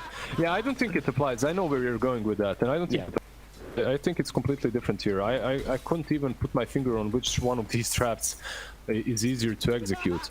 I guess you, on one side you have this OD and all you need is a Meteor Hammer to start taking down towers, and then Medusa stuck in the triangle, you stack for her, and then you make moves with OD and Ember, right? Maybe that draft looks... I'm really not sure. I'm just trying to figure out the mid game for both of these teams. Yeah, it's so many interactions to think through in this one. I almost feel like I want to give it to the more creative draft just because I know these teams can make it work so well, but that would be pretty reductionist. Which one is more creative?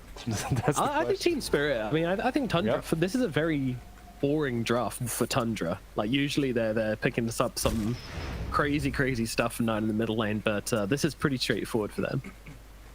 No, that's true. If you manage to pressure the Medusa, I think, and get her out of the lane into jungle early on, then a couple of rotations, first blood. They actually killed the Morphling. All right, that was the panel's fault. That was 100% the panel's fault. You know, Black and Misery just going, "Oh, this guy's so good. He doesn't make mistakes." Yeah, I mean, good job, guys. Look what you did. Look what you did. Is that it? Was it the curse? Yeah, it was a panel curse. Yeah, there is no way, like, literally any lane I would call for a first blood sooner than the top lane, especially on Morphling. And you just don't see that, coming. You have been denied. It happens, you know, sometimes you morph shift agi instead of shifting strength. It happens to the best of us. Yeah, just not keeping an eye on 33's abilities, perhaps, who knows, but either way, that's a pretty bad death for Yatoro up in the top lane.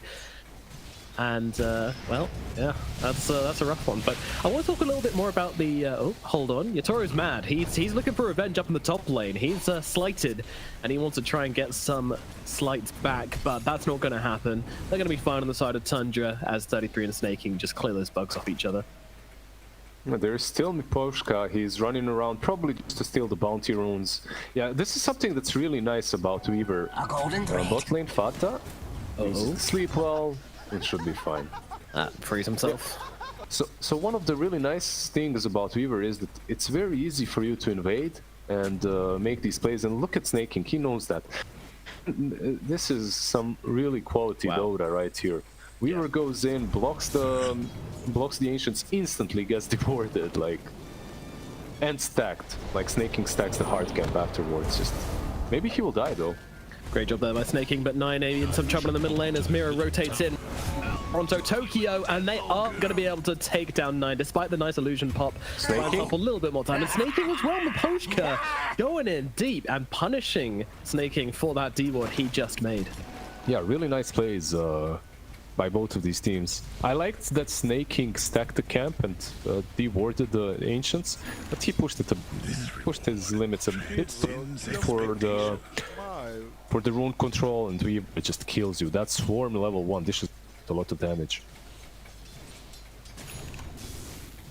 Of course, it's going to get some flashbacks here as well with his OD offlane, because that's what they played against Team Secret. Or what Team Secret played against them, rather. And Ice demolished them with that offlane OD, who kept saving heroes from Skitter's Chronospheres. So, yeah, well, hopefully that won't be the same thing. Oh, hello? That... What? How did they even get that? Yeah, right. They caught him. He was not sure exactly how they get the right position. Monkey King is even pinging out a ward which isn't there. Yeah, I mean, you'd think so, wouldn't you? Yeah, they just guessed it really well because he killed the courier, right? So they kind of guessed the trajectory in which he was going back and caught him. Really well played by them. Talking about the OD that you mentioned earlier, he already has a Meteor Hammer. Yep, very nice. I like to think that one of them was just tangoing and they didn't even realize it. I know they obviously do, but it would be really funny if you're just like, oh, I'm just gonna tango it. Oh, a monkey popped out of it. Hello, free kill. Yeah, just a bonus and Bane escorting him to Tango 3. That sounds right. Let's just go with that. It sounds funny. Yeah. What about the narrative here? Fata? Uh-oh. Fata in some trouble. There comes that Meteor. Smash it on down. Good night, Bane. You're the one who's going to be having nightmares tonight, I'm afraid. Yeah, nice attempts from him to save himself. Oh, Skitter actually TP'd. I don't think they have the damage or the manpower necessary to take him down. Should be fine with defending it, but this is the problem, right? Like, you went bottom, you did defend the tower for a little while, but you can't go further. If you go further, they will chase you down, they will kill you. Very complicated game so far. My 4K MMR brain is struggling to keep up with it, but you're doing a great job in guiding me through it, Lizard. Thank you. It isn't really. You see the Bane going bottom, perhaps setting up a kill. He is smoked up, but I'm not sure. Like, who can help him? At this point, perhaps a Bat Rider, but Bat is the only one with possible kill potential. Yeah. I don't think Fata has like a lot to do on the bottom lane. He did jungle, right? He planted some nice wards, so Medusa will feel safer, and perhaps he'll pull the wave. That's what he's trying to, at least. He's so scared. He literally was in the middle of casting Brain Sap on a creep, and then he cancelled it. He's like, oh, I just got the creeps. As long as you're getting some experience as a 5, if there's nothing else on the map to do, it's better than leeching someone else's experience. And here comes Bat. Now with 9, they might be able to do something, but he was spotted by the ward, wasn't he? He was indeedy. Yep. XD indeed. They see him coming, they back themselves out, and the jig is up for Mr. 9, as he will be unable to find a kill down here, I would imagine. Though that side, Collapse is coming forwards. Mirror and Collapse, they are looking for some trouble here. But they see Fata, and that is not the target they want. Oh, I think they will wait for the rune, and with that rune perhaps he can rotate? I'm not sure, but that would be easier for them to do, I would say. Yeah, but 2-on-2's not happening, is it? Because there's no way they get off the Meteor Hammer with 2 heroes. Oh, Mirror happened to bounce from that Molotov. Ember does have a haste rune, so he can pretty much just decide which way he wants to go. Oh wow, 9 is just hard bailing on this poor old Bane. He's just gonna get beaten down by Collapse and Mirror. Yeah, the sleep comes out, but it's not gonna save him. Fata does drop. Yep. Keep in mind that he used Firefly, right? Bat used it to farm the hard camp, the small camp. He's getting closer to his travel, so he decided to just bail on the tier 1. That was so much work as well. They see him coming, and then because they see him farming that small camp, they know that it's safe to go onto the Bane there as well. So really, really heads up plays there from Team Spirit. From Tundra, at least, the Rubik now has his 6. I believe you could use the tome. Did he use the tome, or? I believe he did, but it doesn't matter because Fata will have 6 very soon as well.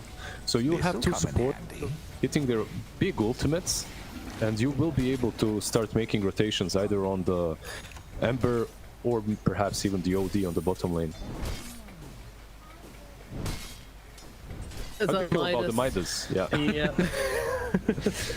Of course. I mean, why is this just the default build on Doom now? Why is this Midas so good on this hero? Yeah, because why not? You know, you have one Midas built in. You use that Midas to buy another Midas. I'm sure if there was a way to buy 3 Midas, to buy 2 Midas, yeah, just go for refresher now to use another Midas. No, it's decent. It helps you out. It's also pretty good. Like one interaction that people don't talk about, which, well, we won't see it here because it's not skilled yet, is bonus attack speed with Infernal Blade. It actually helps out.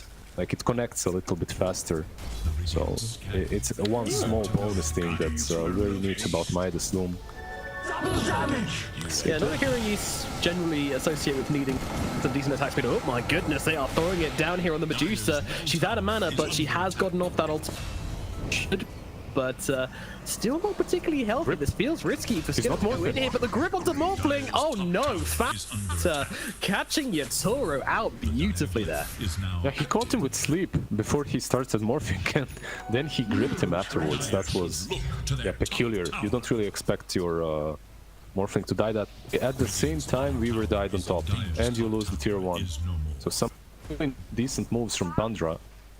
Fata. Oh, great nightmare there, just to dodge the damage from Mira. Still probably not going to make a difference. Fata, you know, this keeps on happening. He keeps, you know, outplaying in a small way, but ultimately still dying because he's a pos 5 being beaten by 2 heroes. But they're bringing people in on TUNDRA. They don't want to give away this middle tower for free. OD, the hammer coming down onto 9-9 is going to get taken out by Team Spirit. They do get themselves something, and Yatoro is here just plowing into that tier 1 tower at mid. Yeah, it's one of those cool things that you can do as an offlaner after you take down tier 1. He took tier 1, but then he didn't go straight mid. He farmed the enemy jungle, sticked around here, and then when he saw the right opportunity, then he showed up. Because if you instantly move from bottom to mid, most likely what will happen is they will react to it. This way, Nine wasn't completely sure if there was an OD there or not. He had no vision on him. Top lane. Can he catch him? No, he missed the direction. Yeah. Sakuching together. I love the Rubik versus Weaver matchup, you know, it's just funny watching them kind of like drifted out together, trying to catch each other. Yeah, it's a really nice matchup for the Rubik. Oh, for sure. It's one of the best spells to steal, isn't it? As they jump forward onto 9 once again. He just died. Is he going to go down again? Team Spirit is certainly hoping. So 33 is here. He has the Doom. Doesn't feel the need to pop it for Mira here. Turns around, uses it onto the Ember Spirit. This might be 2 kills for them, in fact. Snaking just refreshing a cooldown on his Sakuchi as they run down this Ember. Meanwhile, 9 running away from the Weaver. They'll finish off the kill onto the Ember Spirit. 9, he's running through the trees. He's asking for the high 5 to try and bait out Mr. Maposhka here, but he's actually able to move. He keeps using the sticky napalm as well. Does that he has lasso. He could get a kill here even if they see the Weaver. Yeah. Oh, the time lapse. They know now. Oh, Invids snaking. Is it that? Section. Oh my goodness, that was a little bit close for comfort, but Maposhka does get away, and 9 gives him the friendly tip. I'm just getting like some PTSD from Rubiks in my games. Like they never have, you know how Rubiks are. Like he's there to win the game on his own, to steal all the spells, to buy Aghanims, to get the Aether Lance, whatnot. Indeed, never has dust. Well, he's being dusted now, but the Boundless Strike will miss. Toronto Tokyo can't close the gap either. Snaking just says bye, adios, fun playing. It's fine. And he deserves it. Like, if you think about the top fight, he's the reason why Bet survived in the first place, saved him, so afterwards they killed Ember together. Some really neat plays from TUNDRA, keeping them in the game. 9. Boy, I mean, he's constantly getting jumped on here, but last time it went pretty well for them. This time it might not, though, as they do get the kill onto the Bat Row down at bottom. This time it's just a death, I'm afraid. Yeah, they're really managing to find his moves and patterns really well. One of the reasons is his other cores are very greedy.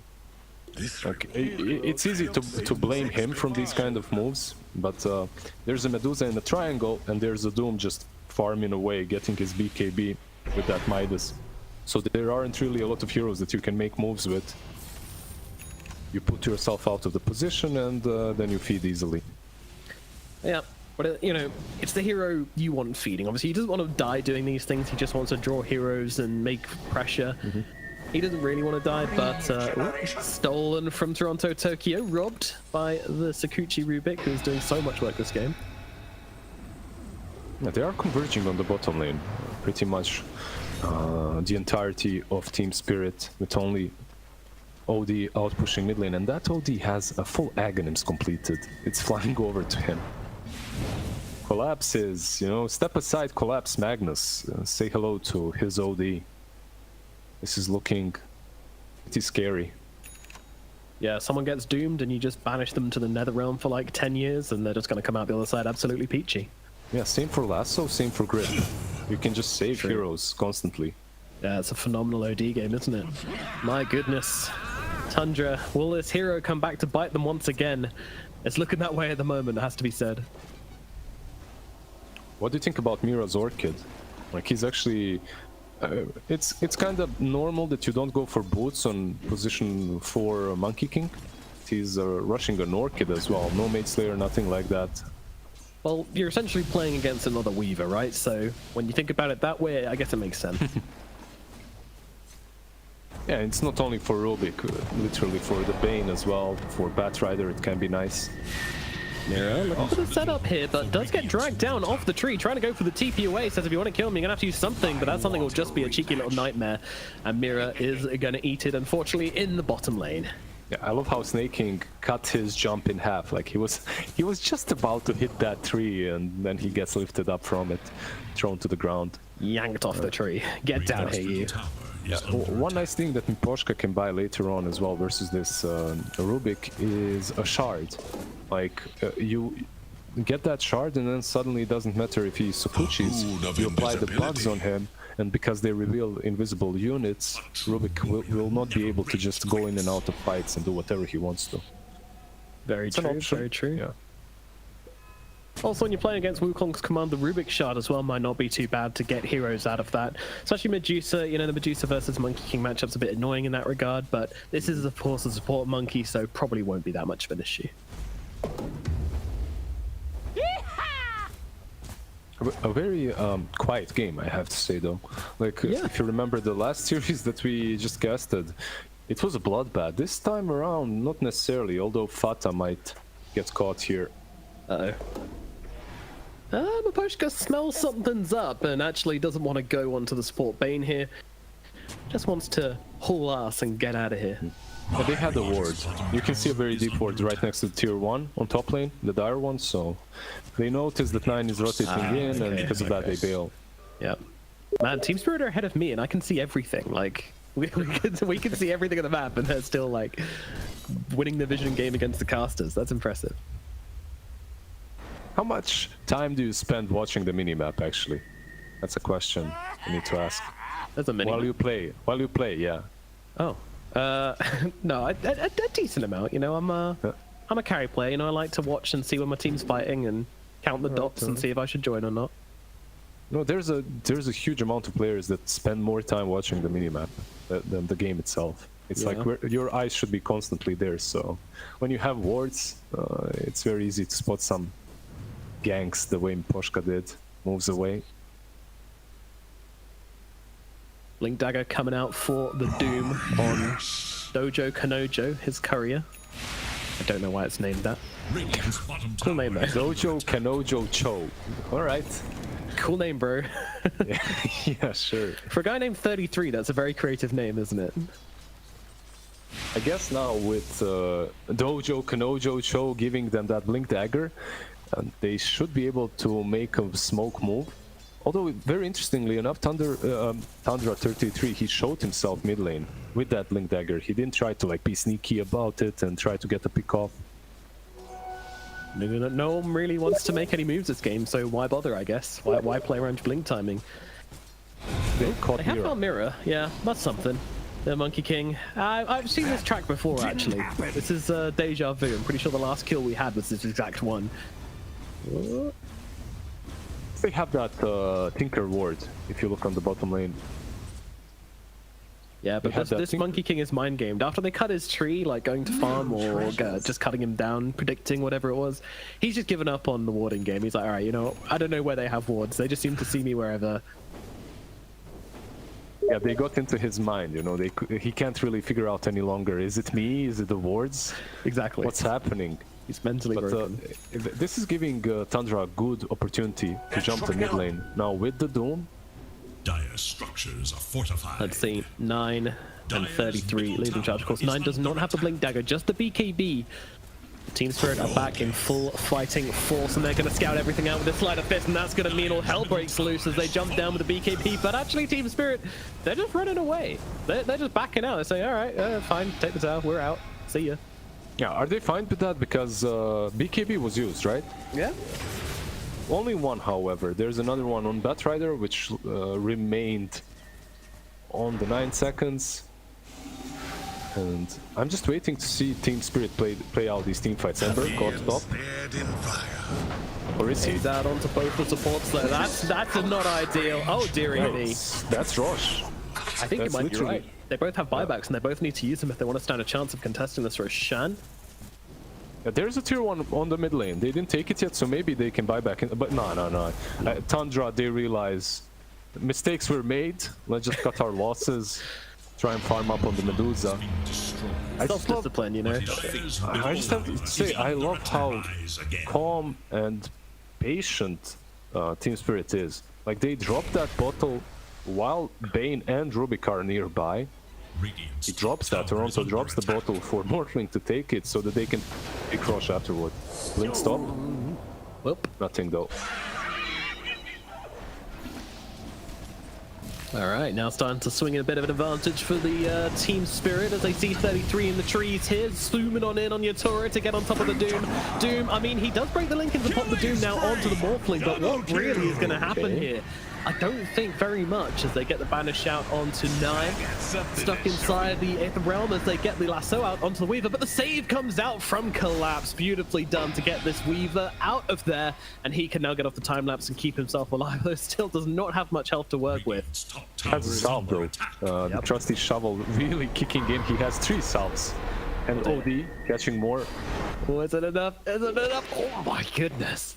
Whew, okay, I don't think he can stay for the kill anyway. Fatu was nearby. If he tried to finish the job on snaking there, he was just gone. I'm just not so certain what the Doom was about. Why does he do Morphling there? Like, it's not really a move that you want to make bad. What is this?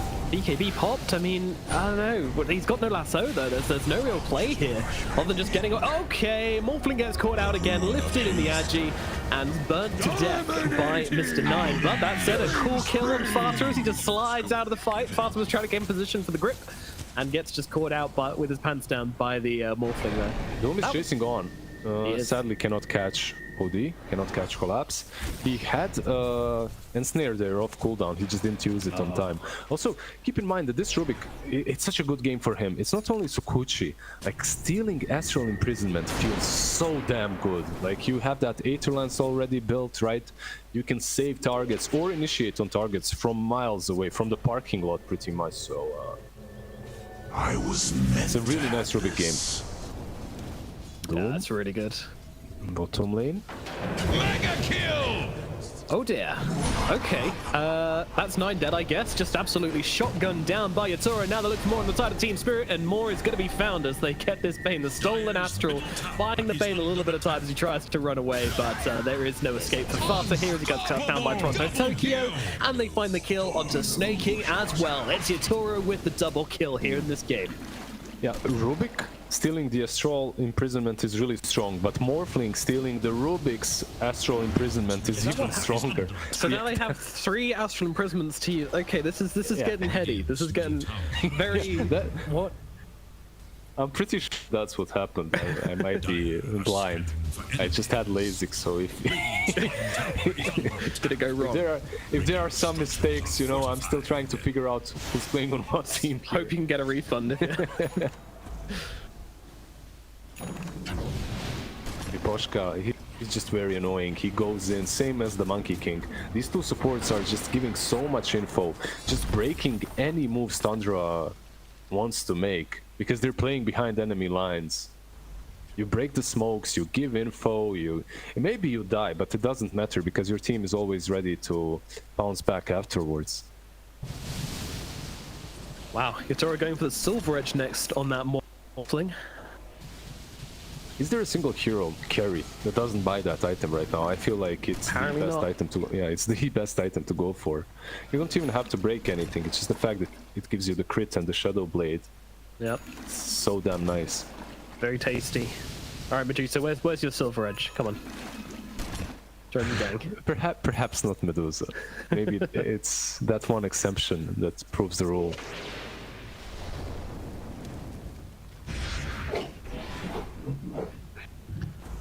26 minutes in, it's a 5k gold advantage for Team Spirit. They don't have that Aegis any longer, of course. It did get popped much earlier in the top lane. But that's not going to stop Yatoro being aggressive and searching for a kill. This game still feels like it's completely in Team Spirit's control, even without the Aegis. There's Grip, there's Doom, there's Lasso. There's so many ways to pick off a target and eliminate it instantly. But on the other side, Collapse on the OD. It's scary. 33 jumping in behind, trying to find a target hit. Doom's going to come down onto the Morphling, but it looks like he got the Strength Morph off in time, and now the Astral comes out to buy him even more time. 9 looking for someone, but no one will be found, as in comes the Medusa from the sidelines. They want to kill the Morphling, everything on the Morph. Do they have the damage? I think they very well might. The last few seconds of the Doom, and they bring him down. Yatoro is dead. Long live the Queen, who is the Medusa.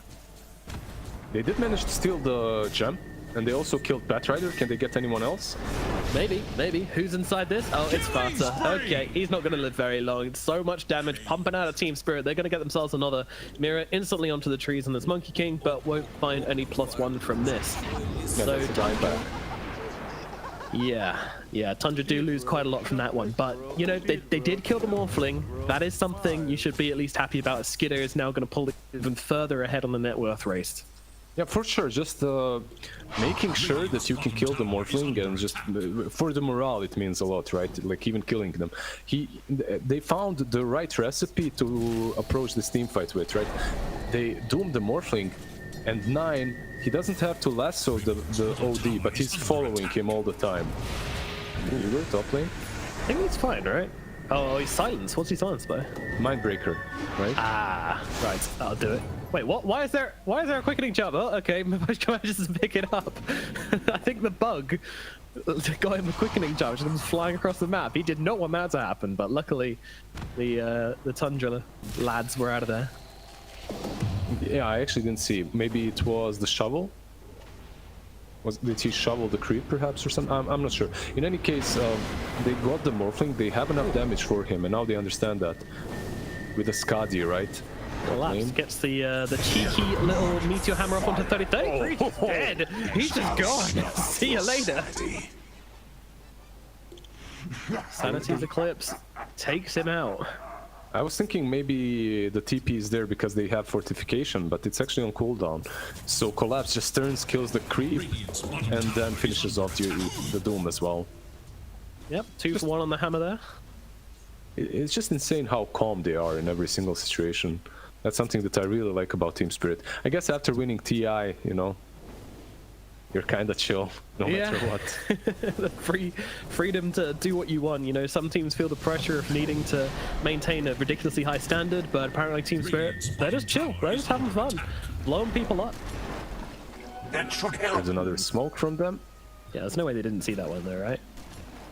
The illusion ran straight into them, so they should fall backwards. Roshan, it's what it's all about. We'll be alive in 15 seconds. Anybody's game at that point. Dire are scanning for enemies. I mean, this really is the crux of the game for Tundra, right? This next Roshan, if they can find the fight they need to get Skidder and Aegis, then the game suddenly gets pretty difficult for Team Spirit. But at this point, it's hard to see how that is going to materialize itself. Yeah, for sure. I think it's still nice to fight around the pit when you have a Batrider and you can secure this triangle around the Ancients. If you're Tundra, that's probably your best bet. The main point is dooming the Morphling or gripping him, and at the same time controlling Collapse with the Batrider. You kind of have to split up fight in 2 directions. piece of team controls the OD, the other controls the Morphling.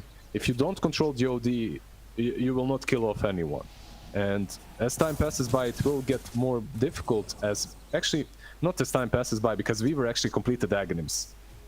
Right, that's another huge save then. It's really hard to see how Tundra are going to be able to make anything happen with this Batrider and Bane, considering the amount of saves on the side of Team Spirit, as Mira jumps down to get the courier. He's up to the trees though, they're struggling to get it. Jesus, okay, they will get it. Jumps from a worse position to an even worse position, and yet somehow they still struggle to get him off that tree in time, but they do get him down. And he gives a gem away. That was him, right? Like, he was carrying it, so he drops the gem as well. That's a little unfortunate, just jumping in all of them. Here you go, guys. Take this gem. It's a tribute. It's a broken gem. It's gonna make you lose the next fight. The cursed gem. Well, I'm a little bit surprised that Tundra aren't immediately looking in towards Roshan with his Monkey King dead, but they're just looking to kind of slowly wrest control of this side of the map. They have some really neat items as well on Tundra. Like, we're not talking about them a lot, but they're adding up. If you look at Medusa, we mentioned Skadi already before. He actually did go for that shard that we talked about, which will be so helpful versus OD. And then you have 33 with the Shivas. So suddenly the Morphling doesn't feel as invincible anymore. That's a lot of items that work extremely well against him. So, I mean, we've already seen Itorio, it's not been the perfect Morphling game. He has been caught out a few times, and that's not looking to change anytime soon, even with his Lincoln Spear.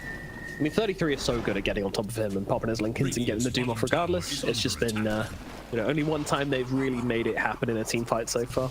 Yeah, the fact that he's still keeping the ensnare creep, right? Just for that Lincolns, to be able to always use the Doom. Yep, and it looks like that's not going to change either, as he's not going for any kind of Lincoln's Popper as an item, he's just going for the Refresher Orb. Yeah, the only problem is that they have an additional Lincoln Sphere on the side of Team Spirit, and that's the one that Ember is carrying. So if they wanted to, they could pop both of them on Morphling. And they have a time-lapse Aghanims on the Weaver, and hold the phone. It looks like we'll go 33 getting very low for spot the BKB early. He's going to struggle to get off the Doom as he moves over towards Yatoro. Yatoro gets a secondary Lincoln's put upon him, as you mentioned. And we'll be fine for now, and now they've got that Meteor Hammer coming on down to the Bane. That's not the target you want to go down here, but they don't have a choice. Fata falls as Toronto Tokyo jumps in, snipes him out, and gets himself back again. Now that's also a hero whose buyback is still on cooldown, and they are very aware of it. Like, it's a minute and a half, and because of that they smoke. They want more. They're hungry for it. They see Skidder here, not the target they can really jump on, though. They're going to send him to the Astral Realm for now. Meanwhile, the backline, that's who's one. They find the Doom, 30 down, and now look towards Snaking as well, just taking bouts as supporting staff and leaving the Medusa isolated because they know they can't bring down Skitter, but they can easily deal with the rest of them. Really nicely done from Team Spirit here again. As you mentioned, just so patient, so slow this game, as they just slowly look for the targets, jump when they need to, and hold back when they need to as well. Yeah, just remember that they initiated the first time on the Doom. Oh. Yeah, that's just gone. Okay. All right. Is that all right? Is that a thing we're okay with happening? I mean, he has like 2.4k max mana added on the OD, so he hurts. Let's just say he hurts. At the same time, Morphling is completely capable of taking Aegis alone, while Fata dies once again. And this game is completely out of control. It's spiraled. Yeah, they're falling apart. I feel like it started with that Doom on the tier 1 on top lane, right? Like, ever since that moment, they just couldn't catch a break. They didn't make a single move on the map. Yeah, something definitely snapped in Tundra at that point. They've been struggling to get it back together since then. I'm sure Coach Owie is going to have some words with the gang if this game isn't over soon. But I mean, and Toronto Tokyo is doing ridiculously as well. Like, he's 9-1 right now, which shouldn't be a huge surprise. His overall KDA in the DPC currently, KD in the DPC is a total of 34-5. That's pretty damn impressive. Yeah, it certainly is. Skitter almost But it's just how patient and disciplined they are when it comes to approaching these team fights. You poke them, you force them to use the BKBs, and then when they don't have the BKBs, you strike again. Oh my goodness, they can't save him. The shot's there from the Rubik, but even on the high ground, he still gets chased by his projectiles and brought down. Medusa on the low ground, I'm sure they're not too worried about Medusa dying here. They just got to keep themselves safe. That's what's important for Tundra. They need to stay behind the Medusa. Yeah, at this point, Medusa is falling behind a little bit, even though the net worth acts different. I don't feel like they have the amount of damage that's necessary to take down these targets that are just poking, going in and out, in and out. You just kill Fata, you get out. You kill the Doom, you get out. And they're amassing a significant lead, 20k ahead. They're going for it though. They're throwing a lot onto the Medusa, but she just don't die that quick. She's strong. She's strong indeed. I don't think you have to kill Skitter. Just kill everyone else and then finish him off. That's so far been their plan anyway. Yeah. I feel like they were just kind of testing it there, you know, blasting him a bit, seeing how much they could do, you know, just testing the limits. Yeah, how do you feel about Yatoro's Hex? He's got that as well. Meanwhile, Collapse has a full refresher orb. Yeah, basically, if you don't have a BKB going, the Morphling is going to kill you. And if he doesn't, the OD will. If he doesn't, the Ember will. And if the OD doesn't, the Ember will, right? Yeah. Like, Ember has a full Skadi too. Mira with the Lotus Orb, a lot of utility from him. I just love this. The item build is so unconventional. Yeah, you can see Orchid here and there, but like you see these items and you can put it on Reddit as guess the hero or something, right? Yeah, how many? It'll take a while. Yeah, it will take a while until they guess correctly. Ember. He's gone. I mean, that's the thing as well, right? Like, they've just gone for this full kind of magic blasting build on the side of Team Spirit, because they know they've got so much save that there's no way the team fights are going to be over before Tundra's BKBs run out. Fata. Oh my god, Yatoro, buddy! Alright, well, just throwing his Aegis away, a little over-aggressive there, but maybe it's going to open up for something. Waveforms himself right the way back out again. Look at 9! Just the constant poking has put him so low already. He has to go back to the fountain. I mean, that wasn't too bad from the side of Tundra, trading a 5 for an Aegis. They'll definitely take that trade and continue to defend their high ground. Oh yeah, most certainly. I think you're happy with that. Fata so far has been dying for nothing, so getting that Aegis is an improvement. He slept himself right on time, and you have to feel for him, man. This game is not easy. Like, there's just so many heroes that get on top of you and eliminate you in a second. 9? Talking of which, 9 is experiencing that exactly as he gets just turned into a pig and absolutely slaughtered. That's bad. That's going to be a buyback, I would imagine. They now throw out the Astral onto the Medusa. Meanwhile, Monkey in the back line's just going to pop down that Wukong's command from the tree line, giving them the vision, giving them the damage, and the Bane is going to fall as well. Oh my goodness, Collapse. He's just killing everybody. So much damage just pumping out of this Outworld Devourer. This is ridiculous. Yatoro jumping in, looking for another. They'll bring down Snaking as well, because why the hell not? Tundra looking for something, but who will they find? I mean, I don't think there's any chance of them catching the kill in the backline here. Team Spirit just holding steady, holding this 5, not getting sloppy whatsoever. He could be out from 33. He has to use it here, but to what effect? Absolutely none seems to be the answer. Skid on the front lines. I mean, that's what they want. The BKB is there along with the ultimate, so they'll just force Team Spirit away once again. And this is what we mean. The BKBs come out, and Team Spirit, they just back themselves away. They just poke and probe.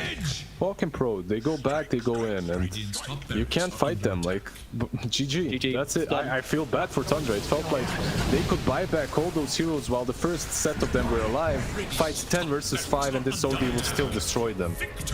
Like, yeah, this was a mess. Like, it was a rinsing. I mean, what a strategy from Team Spirit. Yeah, what a strategy, what an execution from them as well. 33.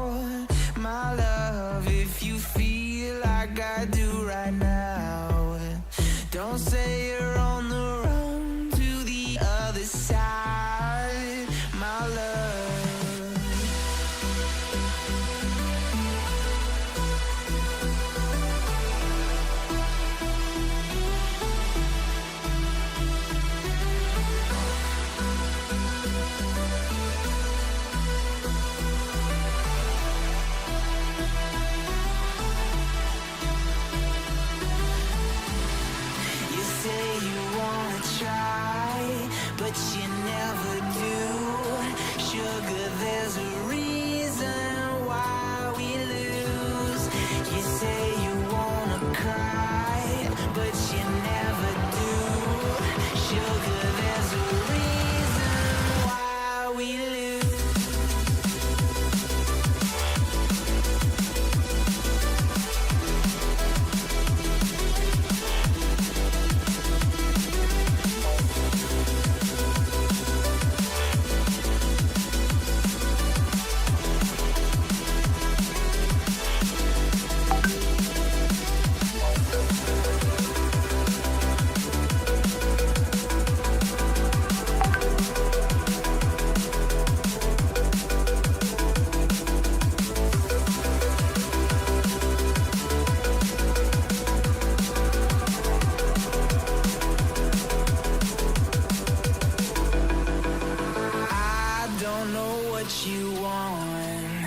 Let's have a bit of fun till I downfall.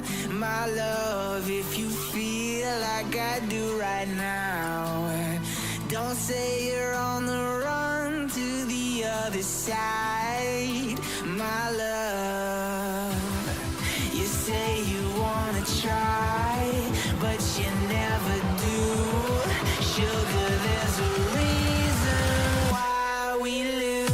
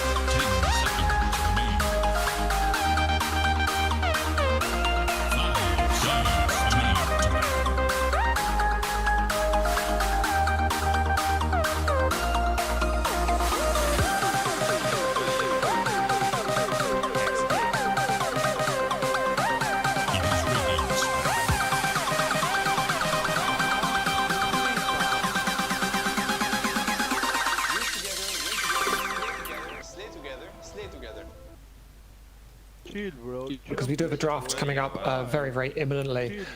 What early picks and bans can we expect to see coming out here? We've already had that OD banned immediately from Tundra, then I want to place that again. But the Spirit Breaker banned by Team Spirit, we've not seen a lot of that yet today. Any other bans you'd expect to see from either team, Misery? Was Spirit Breaker banned by Spirit last game as well, or is this like a new? I don't believe it was. I'll double check quickly while you. Okay. Yeah, so I mean, the OD is like kind of obvious, right? Like he destroyed them last game, the double save. He took their tower. Like I don't think they like having the 0 in the off lane, like just taking the tower at 7 minutes and just like I don't know. You can't really stop it, you know? Like they tried, but Team Spirit are too smart, so they're not gonna allow any shenanigans. They did ban it last game, by the way, as well. So they clearly don't like it. Well, makes perfect sense with their playstyle, right? The way they played last game, just like poke and like split push everywhere. Spirit Breaker is really good against a strategy like that, and probably the best here in the game against something like that, actually. It might also be one of the strongest strategies from Tundra in like recent times, right? Where they pick the Spirit Breaker and they just have it mid, or they have it on snaking, or I'm sure 33 could play it as well, and it's just too annoying to deal with. That they ban out the Monkey King, so that leaves Weaver in the pool still, right? Maybe Tundra will just first pick Mars as well, which is such a big one for him. Right. Mars was banned last game? Yes, they banned it. They first banned it last game. Okay.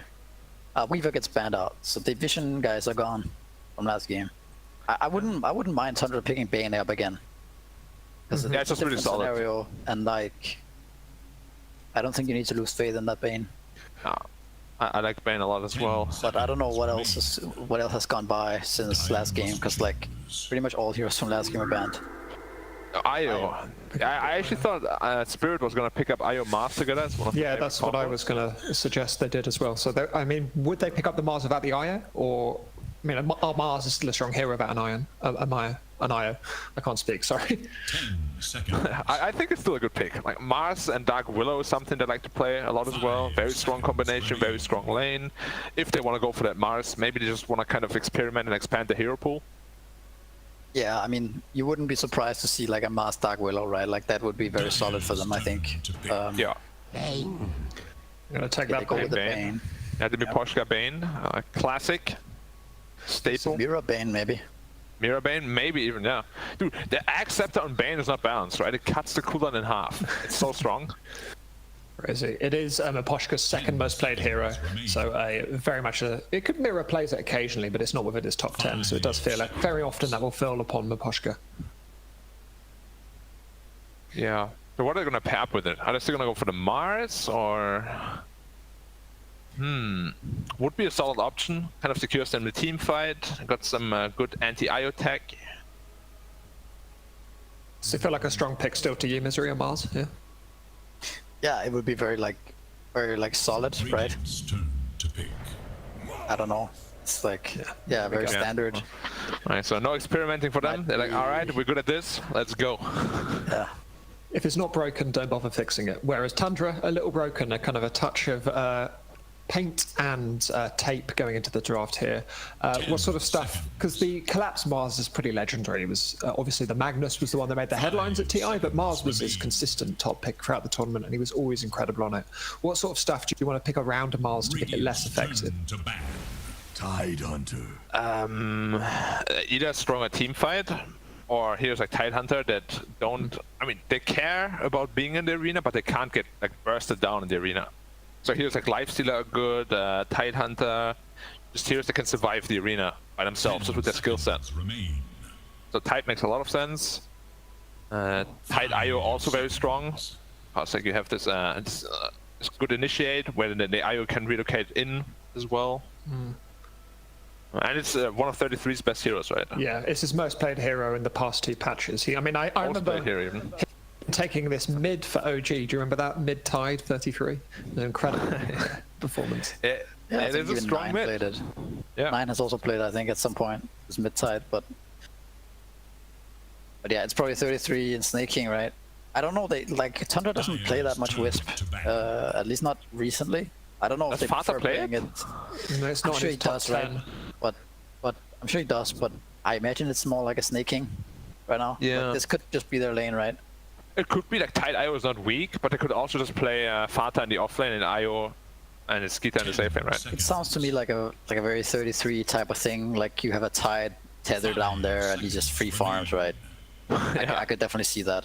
And he gets like his Helm of Dominator and starts pressuring tower or like meteor hammer. Yeah, that makes sense. Yeah. No, I could definitely see it happen. I've never really seen Tundra with IO a whole lot. No, I mean, me neither. Looking back at their picks, I'm sorry to always pick up pick stats, but Fata hasn't played it in his top 10 and neither has Snake King, so I don't know where that fits. It's an interesting one. I mean, I've picked it up once or twice. I know I've seen Snake King on the Wisp occasionally, but it doesn't feel like a signature hero for him by any stretch of the imagination. Yeah, I do have to imagine that it was also a deny pick because they always pick Mars IO together, like every time. Yeah, kind of like a third ban in a way. Yeah. I just hope they didn't kind of, sabotage themselves with it, because that's what happened a lot at TI as well. Like, pick the hero so the enemy can pick it, but you're actually not super accustomed to it, so you don't know how to play around it very well, and then it just ends up being a disaster. We've got bans coming out here with the PA banned by Tundra and an Ursa banned by Spirit. Talk to me a little bit about what they're aiming to get rid of here, Misery. What are they closing out of the draft at this point? I mean, there hasn't really been given out that much information from either team, right? So it's the ban should more be directed at certain players or something that you're gonna aim for later on, like in the draft, right? Like these PA and Terrorblades are very Yatoro. It's not usually heroes that you normally want to pick into Tidehunter though, right? But it's very like signature Yatoro heroes, so that might be what they're going for. Yeah, actually PA with his new shard, old shard, is quite strong against Tidehunter in the mid game, where you just break him and instant kill him. But it's not good in the lane at all. Yeah. Like the thing about Tidehunter is you wanna have a way to kill this hero, right? At some point. Yeah. If like that's the main thing when you see Tide, you wanna have a hero that can like either break the Tide or some kind of Racer, OD, some way of actually killing this guy, so he's not this insane frontline unkillable guy. Yeah, like the worst case scenario is when Tide just buys a hood and he's unkillable. Makes the game so hard to play. But we've seen there's some Slark maybe, could be very strong for Yatoro. He likes that quite a lot. Yeah, could be. I mean, there's also all these type of like Shadow Fiend carry, right? Like can be really strong here, I think. I don't know if that's something Team Spirit likes to play right now, but it is something that's pretty popular in EU pubs recently. And yeah, I've seen the Shadow Fiend carry come up quite a lot recently. What does that do? I mean, obviously I know it's functionally what it does, but what kind of function does it perform in a draft, the Shadow Fiend carry? He's just surprisingly strong in everything, right? He's a ranged carry in the safe lane, which is he's hard to pressure, and 10 seconds. Yeah, he kills Roshan, he kills towers. He scales really well. Even you think he's not a strong late gamer as some other heroes, but actually he can match most carries. So yeah, minus 11 AOE armor reduction. It's pretty insane. I think the reason why SF is so popular is really just his presence of the Dark Lord. Like in the lane, level 1, minus 4 armor is insane value. And then in level 15, it also applies to buildings. So all the building armor is halved. You buy an AC, they're almost down to 0. Like you're basically a ranged tiny at that point. Yeah, I mean, you would think that you can actually pressure and kill Shadow Fiend because he's kind of squishy, but in the safe lane, it's a bit different because you have to go through the support and then he just kind of fights back, right? And then his minus armor really kicks in. Did you ever try to dive in SF with the minus 4 armor aura? The tower deals over 100 damage per hit, man. It's crazy. Gyrocopter Leshrac. Let's talk about the heroes that are being picked here. Then Gyrocopter Leshrac on Tundra. What sort of stuff are they looking for? Is that push draft we were perhaps talking about before? Definitely way higher tempo, right? Like Lash can destroy buildings no problem. IO Gyro, very strong duo. One of the classics as well. Seen very, very many times. And I like this pace of their draft a whole lot better. Their team fight is really strong with Gyro, Lash tight. IO plays very well around Lash and Gyrocopter. It's a very strong draft. And then the Lina against Lash matchup, we've seen that today already. Lina destroyed that one. It's a classic Toronto Tokyo hero. I also like this better for Tundra. I guess they are showing their 3 cores right now, right? Because they don't have last pick anyway. Actually, so they just... Fata does play 5 gyro quite a lot. Yeah, I was thinking that too, but there's no real, like, maybe now, if maybe you see Lina and Luna cores, you could maybe think about swapping gyro 5. Because gyro is kind of weak against this Lina, right? Yeah, I feel like Void might be very strong. You think it's gonna go unbanned here? I mean, if they expect gyro to be carry, it could. But I think Aces really Void for banning Tundra 4s or 5s here, like last yeah, it would be weird, right? 5 seconds remain. Yeah, it would be very weird. Maybe you ban, like, if you want to ban supports, like Rubik maybe, I don't know. Yeah. Actually, this Luna pick makes so much sense with Lina and Mars, right? The plus 35 damage for both of them is so impactful. It's a good one. It does put Spirit into a tricky position of these last bans. You can see they're thinking about them quite a lot of how the time's ticking down, because Fata does play a lot of gyro. It's his second most played hero. It must be really hard. You guys have both drafted in the past and presently. Talk to me about how hard it is to do a last pick like this or a last couple of bans when you don't know exactly what you're banning for. Well, yeah, I guess that's just where you have to... Okay, so they're banning support, right? Yeah. But it's like... What are you actually like thinking?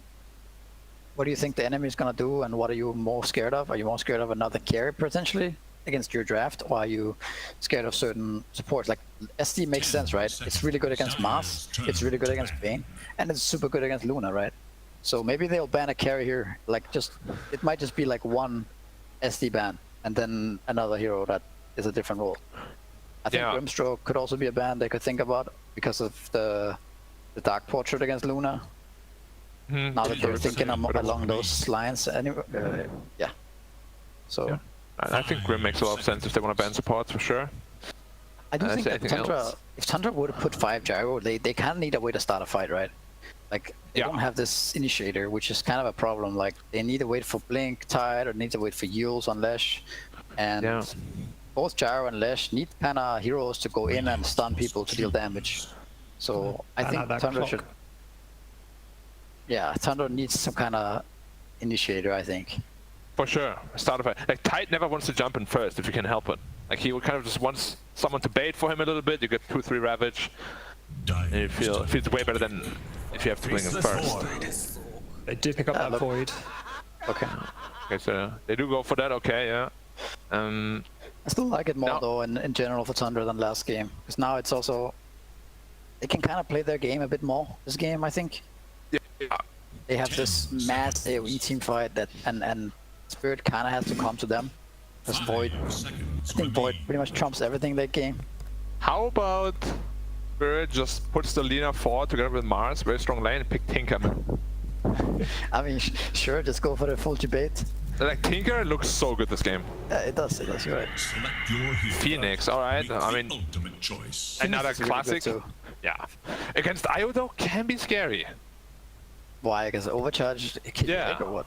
Yeah. I mean, even the Gyro and Io, both support could just kill the egg by themselves. Yeah, but there's a Mars and like... Yeah, it's not easy, it's just if you ever get on top of it, it's just gone. Fried egg. Fried egg. Yeah, well, I like fried egg. But this is a nice save for the Chrono, right? Like the Sunray, like it's actually legit, right? And then you have the Sunray against Tide Hunter is really strong. You reckon it's gonna go lock it or no?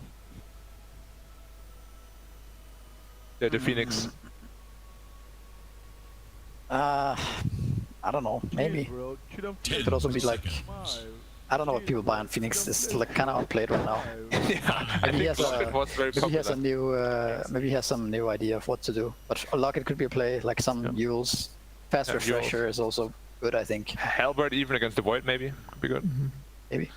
So to summarize, Black, do you like this Tundra draft a lot more? Are you feeling more positive about their chances in this game too? I like it way better than the first one. Whether I think it's better than Spirit's draft though, probably not.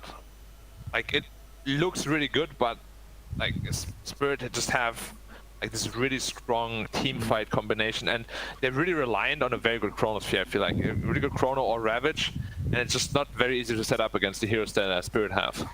Okay, if Tundra are reliant on a Chrono, what are Spirit reliant on, Misery? What can we expect them to see if they're going to win this game? I mean, just the normal Spirit stuff, right? Like Toronto, Tokyo getting really fat, Toro getting really fat, and like just like I don't know, just good play, like just the last game. You know, it's gonna be hard. Like once again, Tundra doesn't have a really easy way to start a fight, and Spirit are just gonna like use that to their advantage, I think, and just not give Tundra any way of taking a good fight. So I think they're gonna get out-farmed again, like because they won't be able to catch Spirit. But Spirit will be able to catch Tundra.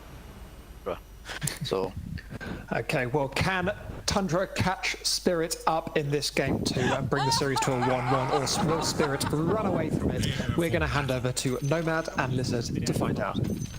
Thank you very much, Dan and the gang. Yep, that's right. The new freshest duo. You know, we've got it all, don't we, Lizard? You know, we've got the brains. That's you. We've got the strength. Also you. We've got the good looks. Also you, actually. Let's just get on with the game. Game number 2. Do Tundra stand a better chance than game number 1, Lizard?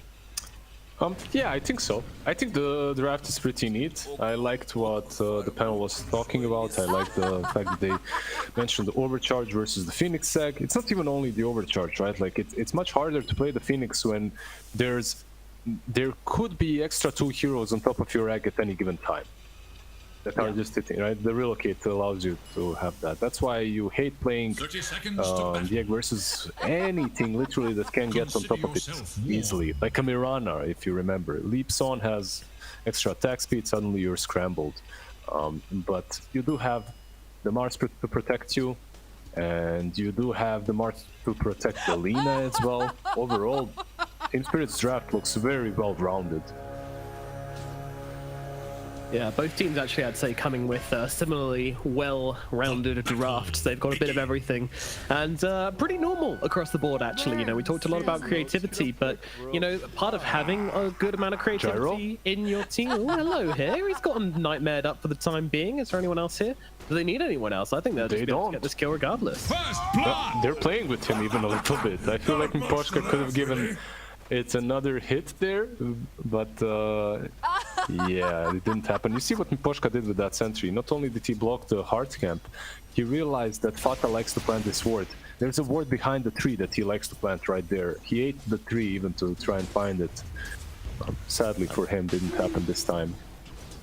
That sneaky Badger stun out in the bottom lane as things get started. But yeah, as I was saying before, you know, creativity, it comes with a caveat that you have to know when to be creative and when actually just like these tried and tested drafts are going to serve you just as well as something a little bit off the wall. And I think when 2 teams are equally as creative as other, then we are going to see some more normal drafts because they're going to know that they're ready for anything coming their way. But yeah, I really like this top lane of 33 and staking. You know, I know it's not going to be like the Slardar lane or something like that where you're really making a great use of the overcharge, but actually just giving this Tide Hunter a battery just to constantly be in the faces of Mira and Yatoro should be pretty strong. Right? Oh yeah, sure. I feel like even Tide, don't underestimate his right-click potential with the Wisp. Like, you can dive heroes. With that Gush, you know, minus armor, overcharge, you get close enough to hit that anchor smash, connect it to all of the heroes too. It's a dangerous lane, and Phoenix, he never truly was considered the best laning support. Like, later on is where he truly shines, so the lane can be problematic. But then again, this is a long tandem, and I'm sorry, but then again, Luna is considered quite neat versus the Tide Hunter, isn't she? She is, yeah. She's got that magic damage to make up for it if she gets anchor smashed, and generally is very fast to stay away from him. There's a lot going on in this lane between these matchups. And yeah, definitely a game where Phoenix, you know, you mentioned before the egg, not really as important. There are a lot of ways to kill off the egg this game. It is much more about that sun ray. I didn't say that. Don't put things in my... Sorry, Misery said that. Misery said it, but he's right, like the sun ray is really strong here. Utilizing it in that chronosphere, it can come in handy, but that's later on, right? Like, you don't even skill it up this early on. Yeah, definitely not. So well, do you think that Tundra have replied to the collapse Mars well in this game? Well, if you think about it, Void can get out of the arena if he's not if he's not completely like speared to it and controlled, which is nice. Overall, you have some save coming from the Nio, but I don't think I don't think that they really answered him that hard. I don't feel like you can answer collapse that much. He just plays the hero really, really well. Yeah, there's a few of these players, you know, Amara as well, also another one where they will just first phase the Mars because they know that they just feel like they can't be beaten. But Nightmare out into the Spirit. This Gyrocopter can't do anything. All he can do is get off a rocket barrage as he will go down in the bottom lane. Second kill coming in for Team Spirit onto the Gyrocopter. Yeah, 1 kill, 1 assist. Both of them on the bottom lane, and both of those kills have been on the Gyro. Mid lane, Toronto, Tokyo. Yeah, this is interesting. Not quite sure what they're hoping to achieve here, but I mean, there's a decent amount of damage coming out. Thank you, Lizard. Very helpful. I think that's what they're trying. I'm not sure. Maybe they just want a friend and they're chasing him around, but there's definitely potential. If you think about it, there is this IO that can protect Flash and give him enough region and resources to dive Alina under the tower. So for sure. Unfortunately for him, he did not secure the rune. He took it away from the Lash, and Lina took the bottom rune, so Lash is kind of struggling at the moment. Can't really have easiest time on the lane anymore. Also the fact that overcharge increases spell damage, right? And that's going to be really good for a Leshrac. It's amazing. Just diving with it. It feels really, really nice. I feel like IO, there's just so many ways to play it right now. If you check out different supports, different players, they all build him differently even. Bottom lane, Fata falling again. 0-3 is the scoreline, and that is also, unfortunately, Fata's KD right now. And that deny on the creep in the end as well. Poor Skitter is just left alone. He's trying to block these creeps. He doesn't have a lot of region, so he can't really poke his head out as well. It's a really, really rough lane for him. I thank you. I mean, at least it's not Skitter getting constantly killed by this terrifying bottom lane. Is that something we can say? I feel like, yeah, we can say that. At the same time, I feel like Fata is just a completely different beast when he has a decent time on this Gyro. You know, when you start the game on this Gyro position 5, and then you get to an urn fast enough, or any single item, you get some levels, you can do so much more on the map. But if you don't, you just never become a threat. You know what I mean? Like, you need this oomph, you need this kickstart from the laning stage to actually be a nuisance afterwards. And Gyro's not a weak laner either, it's just that Mars Bane is just ridiculously strong. It's such a good lane. They just read the lanes really well and swap things around. Oh, once again, snaking in 9, going for the play on Toronto Tokyo. Toronto Tokyo just bailing straight up as she will not stick around and face the wrath of the Leshrac. However, Miposhka comes in, steals the rune. Fada's on top though. This might spell trouble for Miposhka here, maybe biting off a bit more than he can chew. At least get the bounty rune. At least get the bounty. He's not even going to get the bounty rune. Nigel's going to take it out from under him. A sad death for Miposhka. Oh, and a stack as well. Oh my god, Miposhka just led them into like a positive treasure trove. Yeah, he tried to deny it. It just didn't work. So overall, it's not really worth it. He took the illusion, but he gave the bounty and the stacks. That voice line, man. I see Quincy Crew have gone with a very bold strategy of just yelling down the microphone. What's really nice that Team Spirit is doing right now as well is setting up Mira on top lane.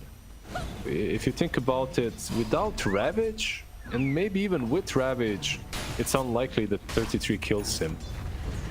So he can get all the experience on top, meanwhile Luna is getting, well, actually, ooh, I take that back. It's getting really close to dying here. No one else coming in though to help out with this kill, so 33, I mean, he's just going to continue to dominate this lane. Really good start for 33 on the Tidehunter. Should look to he was actually tanking the tower a little bit as well, so the Karti dishes out more damage on it, but in the end he needed to, you know, just run away. He was taking too much damage. Catapult dies, and now Mira is back again.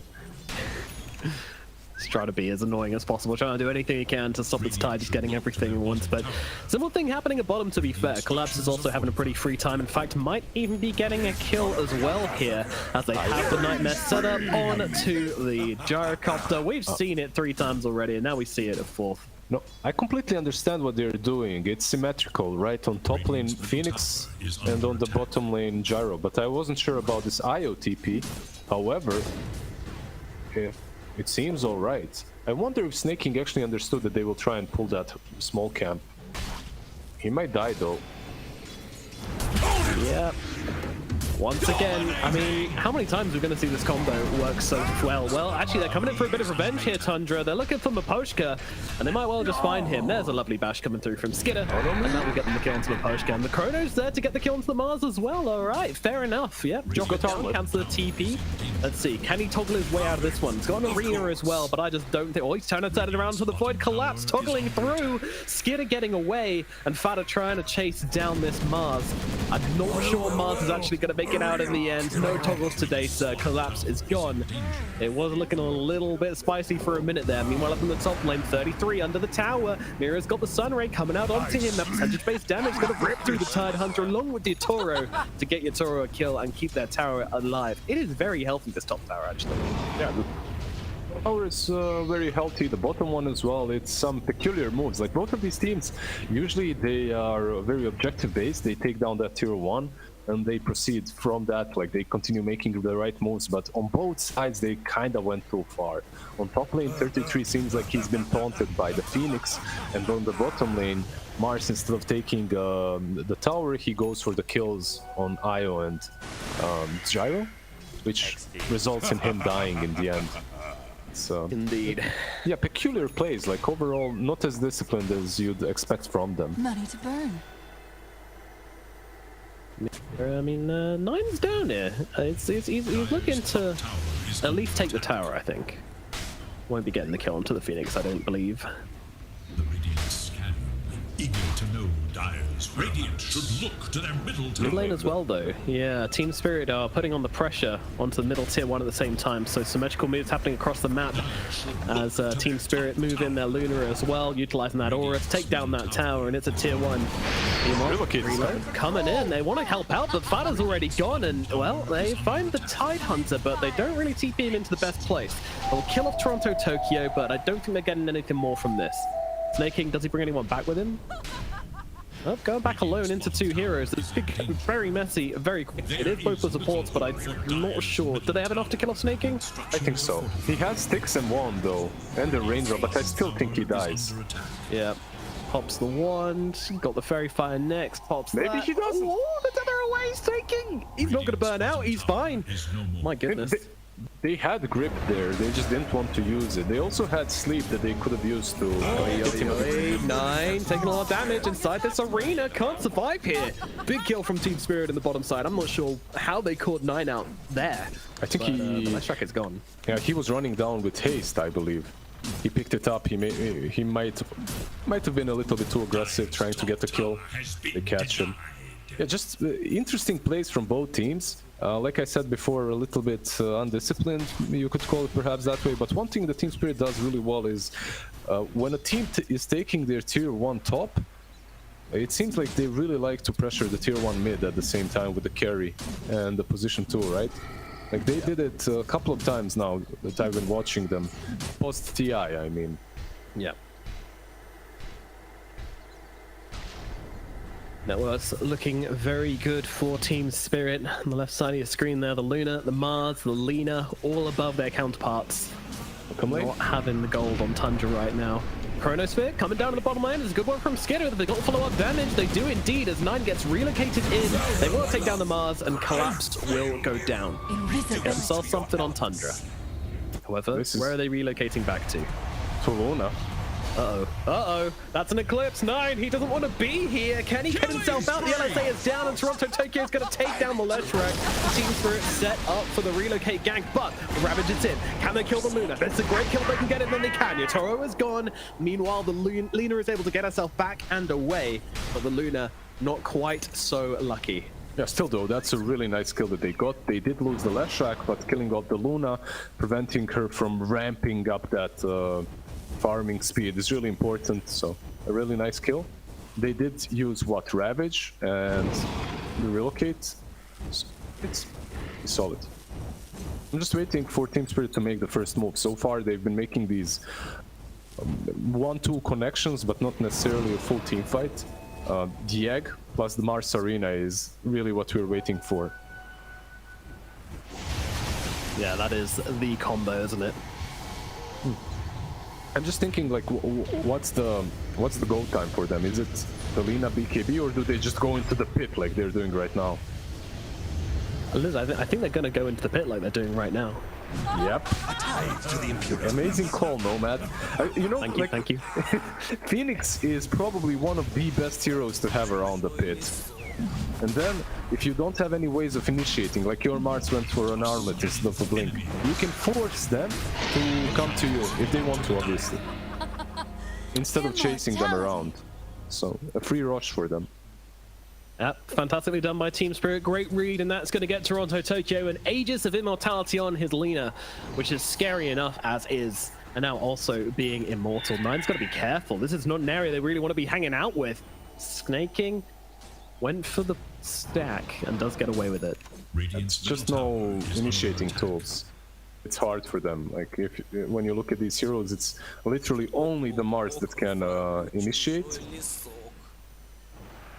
And he, I believe, has a Blink Dagger flying to him. Okay, after that, a team fight is possible. Yeah.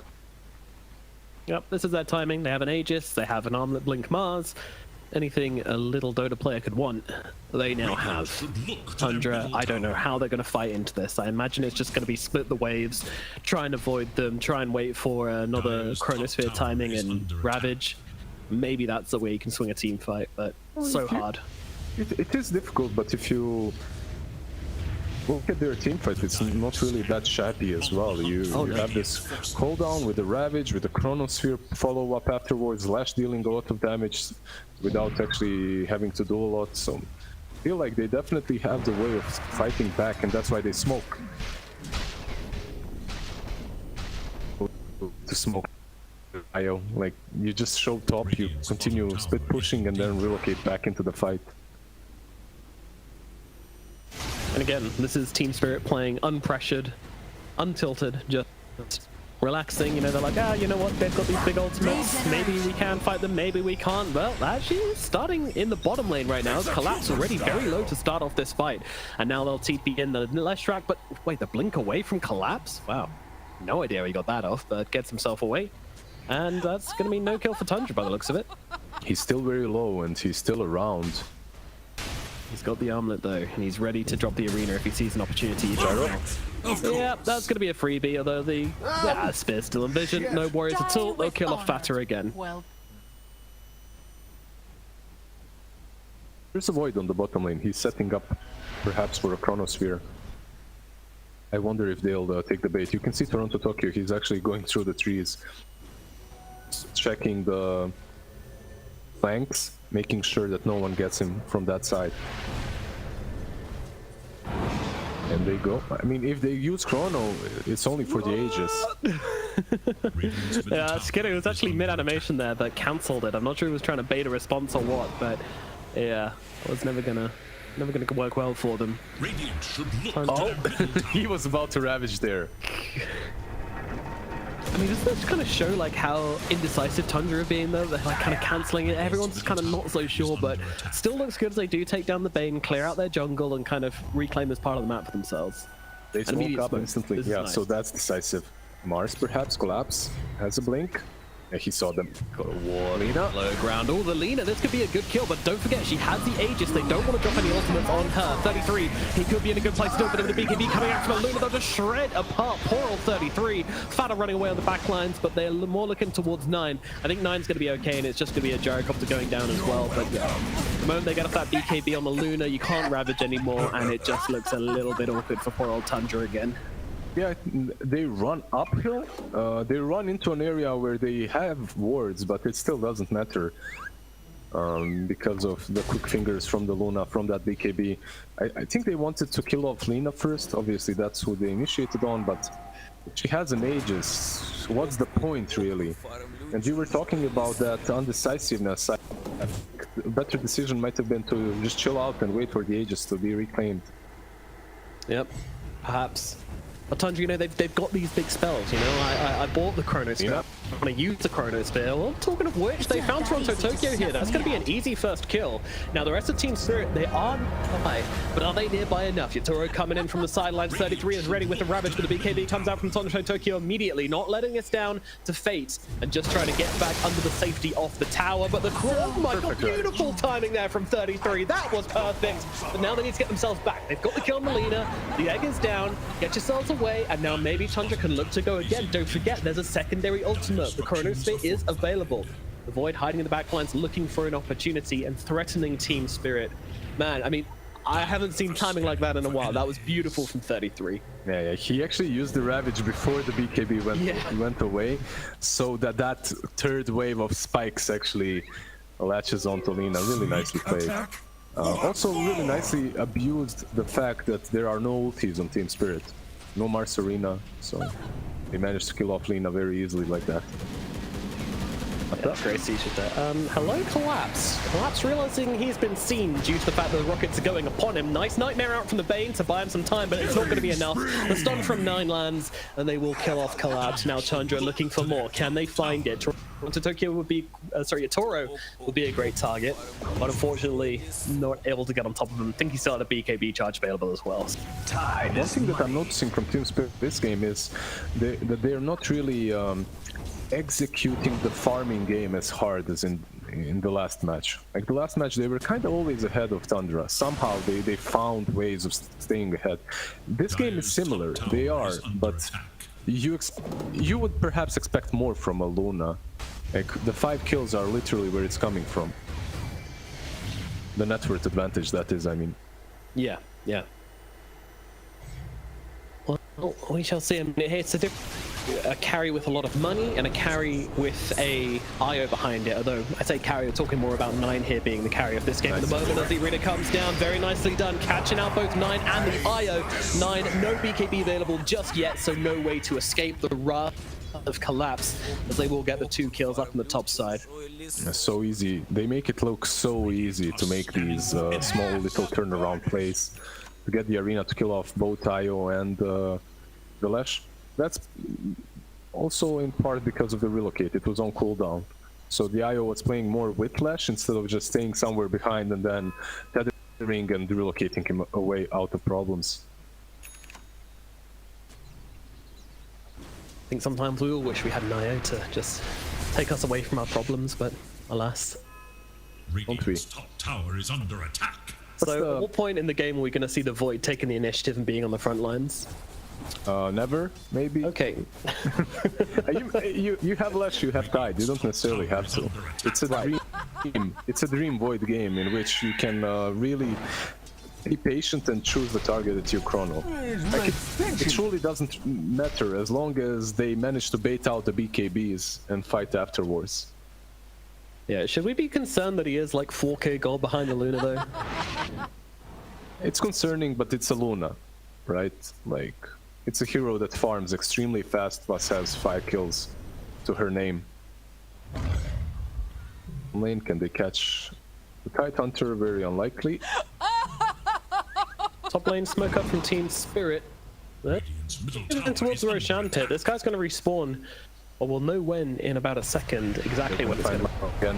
Right, here we go. This is the big target. The Lash Rack completely locked down. No chance of escape at all. Well done by Team Spirit, and now they look for more. Snaky's going to be the next target. They want to bring down the IO as well as the Lash Rack, and they will be able to do exactly that.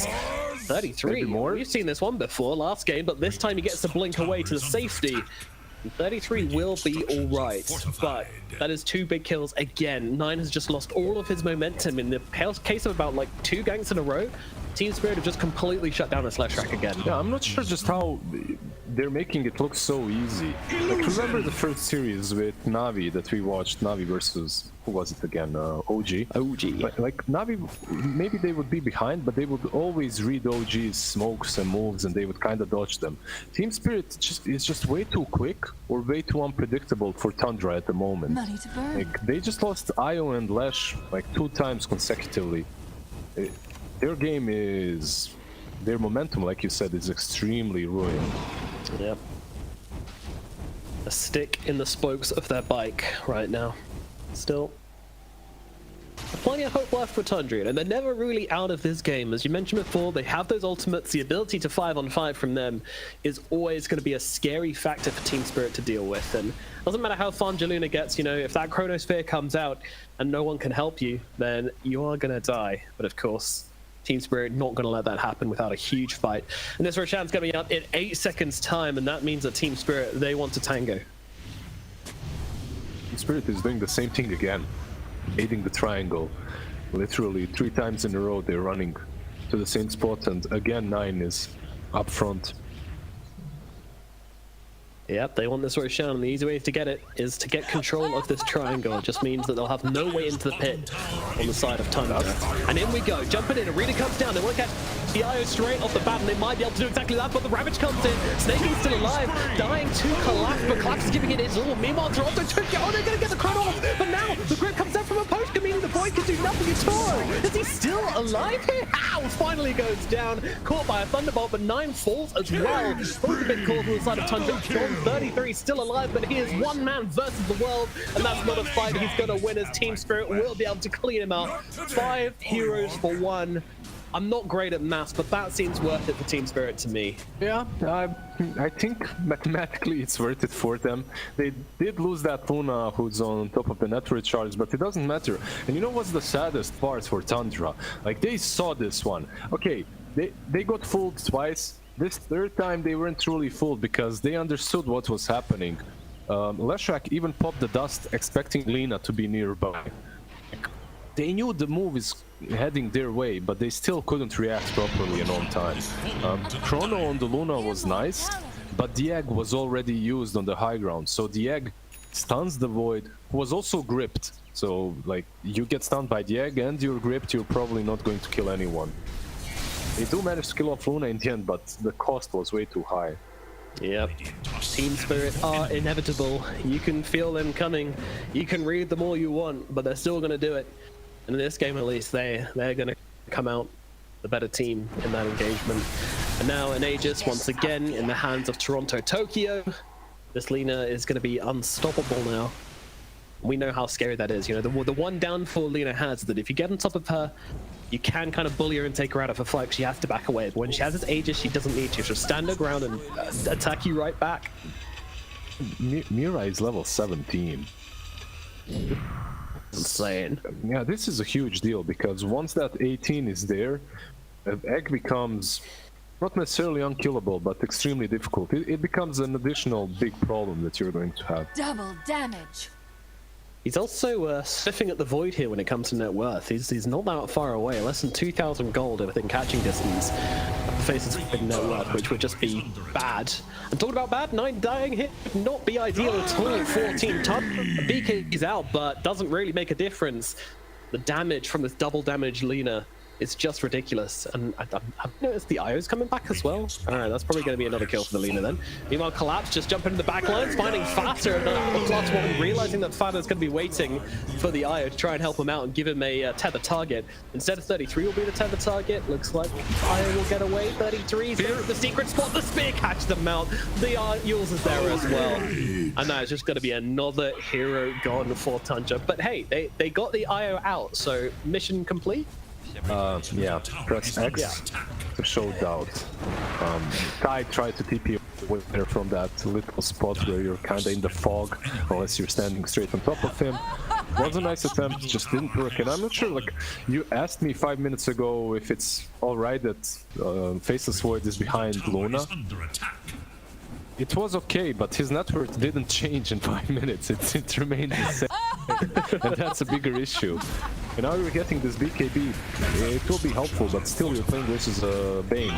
The grip will go through it. Yep, that's the issue. Not just that, but the supernova as well, when that comes crashing down, gonna stun you up a little bit as well. Like, it's not gonna make you feel that safe.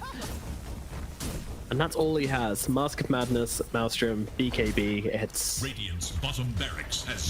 a rough one. I mean, how did it get to this point though? Because like it feels like this game is just going in a flash because, you know, Team Spirit are so flashy. They're making these aggressive, quick plays. But like, how have TUNDRA not been able to utilize their ultimates to get a fight or two in their favor? I feel like Team Spirit found the right fights, found Io and Lash a couple of times. Usually when you're playing heroes such as Void and Tidehunter, you want to use your big ultis, win that fight, and then go down low, chill out a little bit, farm up until you have the cooldowns back up. But they never truly used them. Like, we remember one Lina kill with the Ravage on the bottom tier 1, right? The one we praised a lot. And that's it. Besides that, it's always Team Spirits that are on the hunt, whether TUNDRA has their big ultis on off cooldown or not. It didn't truly matter. That's how it feels, at least. They're reading the IO strategy really well and cutting them off while they're trying to split push. It also feels like they've been able to avoid the Tidehunter in the face of Void as well, quite well.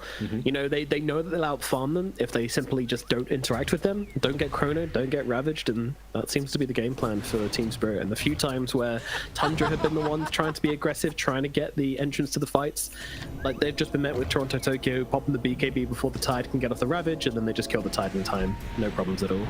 Yeah, they do have BKBs now on TUNDRA that you mentioned. There's a BKB on Lash, there's a BKB on Void. Unless we already saw it used. 33 as well has one. A little bit, oh god, 33 on the run. TUNDRA have no intentions of taking this fight by the looks of it. Skidder, I mean, he's nearby. He's like, well, I could. Oh, okay, the reload out. Fair enough. They will keep 33 safe for the time being, but 9 in the sidelines. He's in trouble. Ravage is going to come down though directly onto the Luna, throwing everything onto Utora right now. The Chrono comes down on top of her as well. The Luna is dead, but Toronto Tokyo is still very much alive and fighting into the Void. He can't man fight the Lina. The Lina is just too much of a Chad. He's going to take down Snaking, move across, just blasting away at 33. The TP is out from 33, but he is going nowhere, as it's going to be Team Spirit once again taking down 4. A great play from TUNDRA to jump both their ultimates onto Luna, but there's another problem in this game, and that is the Lina. And unfortunately, you know, if you don't kill both these cores with these ultimates, then it's just not going to go your way, and that's exactly what happens. And Toronto Tokyo is not done. Look at this. Oh my god, Toronto Tokyo. I don't think so. Snake even buying back just to help Skinner out there, just to make sure. And this is straight towards the tier 3 on the mid lane, even without the Luna. It's just 4 of them, but there's no Lash, there's no Tidehunter. Yeah, these barracks are starting to fall. It's a sorry state of affairs for TUNDRA here. They've even found Skidder in the trees, but he's got the time walk to get himself back. Okay for now. Nightmare once again. He's so reliable. He's so reliable. Every time this rocket comes out, you know it's not going to land. Void? Void? They can't keep him alive here. He's gone. Oh my goodness. Buyback from the Void, but 9 trying to fight into them, but the right-click damage from the Lina, it's no joke. And now they turn around with the Nightmare out onto the Ada just to keep him back. Collapse. He is rocketed up, so they see where the Mars is. BKB out from 33. The Luna is back though, and she's coming into this engagement from around the side. Mirror as well, backing her up. They're looking for the stun out onto Fata, and Fata is probably just going to get melted away by the Sun Ray. And Fata is gone for 45 seconds, has got buyback available should he need it. So they look over towards Skidder. Skidder forced to pop the BKB, now looking to fight up into somebody here, but who? There's no one you can kill Skidder. You have to back himself away. Oh my goodness. I mean, Team Spirit, they're just holding such a clean line here, losing nobody on the retreat, and then the subsequent re-engage. And I think they might just wait for Roshan to finish up this game. They're just playing so well. They're holding the line so well. Even without the Luna, it was pretty much all Lina that dish out the damage, that took the tier 3s, that took the last set of those middle Raxes. And it's Miposhka as well, right? This Bane, all reliable, how you called him. Like, every single spell that he can dodge with Nightmare, he dodges. It doesn't matter. His teammates know that, and it's so easy to re-engage. I don't really see Lina as ballsy as Toronto Tokyo's. Like, it's because he knows he has this Bane that will save him and free ticket out of jail. Yep.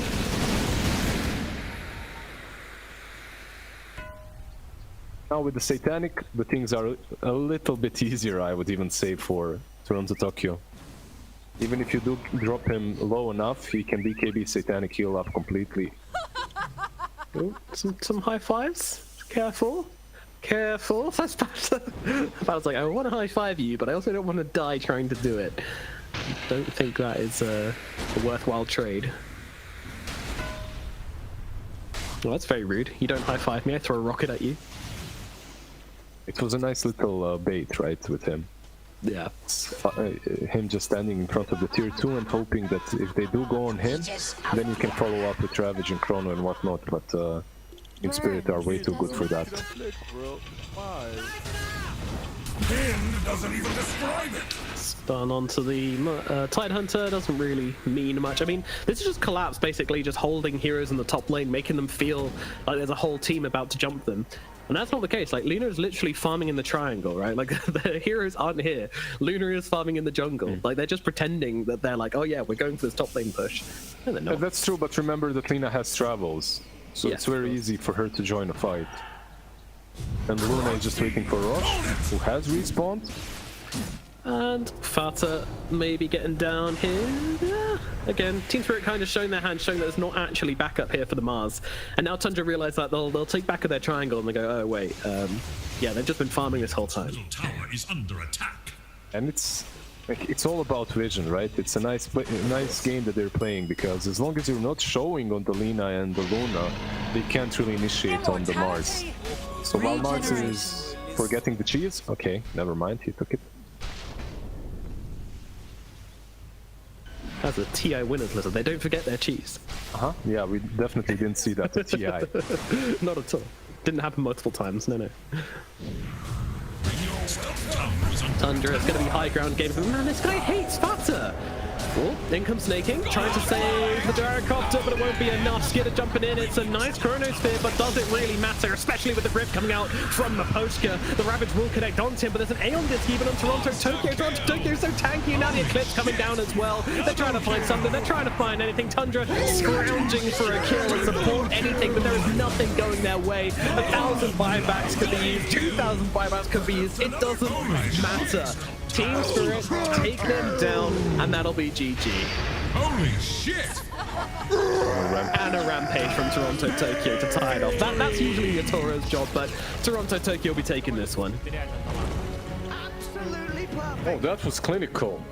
I actually believe that this should be the better series out of the first two that we casted, that we get to cast. I thought that this series, well, necessarily not better quality of Dota, but perhaps more even, perhaps that we would see game 3 here, but we didn't. Team Spirit just clinically removed Tundra out of the game. The first game of the series was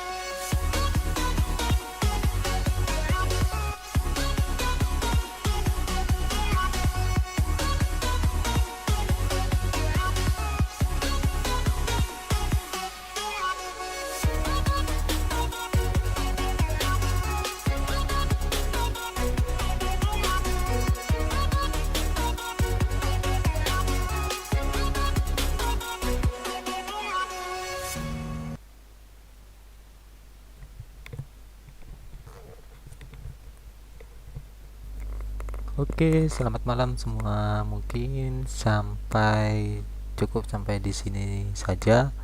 Kita lanjut nanti yang jam 3, yaitu antara pertandingan tim Liquid melawan tim Secret jam 3 pagi. Untuk itu kita istirahat sejenak. Kita kembali lagi di Jadwal Valery nanti jam 3 pagi. Oke, see you. Terima kasih buat yang masih stay nonton, terima kasih banyak. Jangan lupa buat yang lain untuk subscribe dan like dan juga di share. Oke, bye bye semua, dah.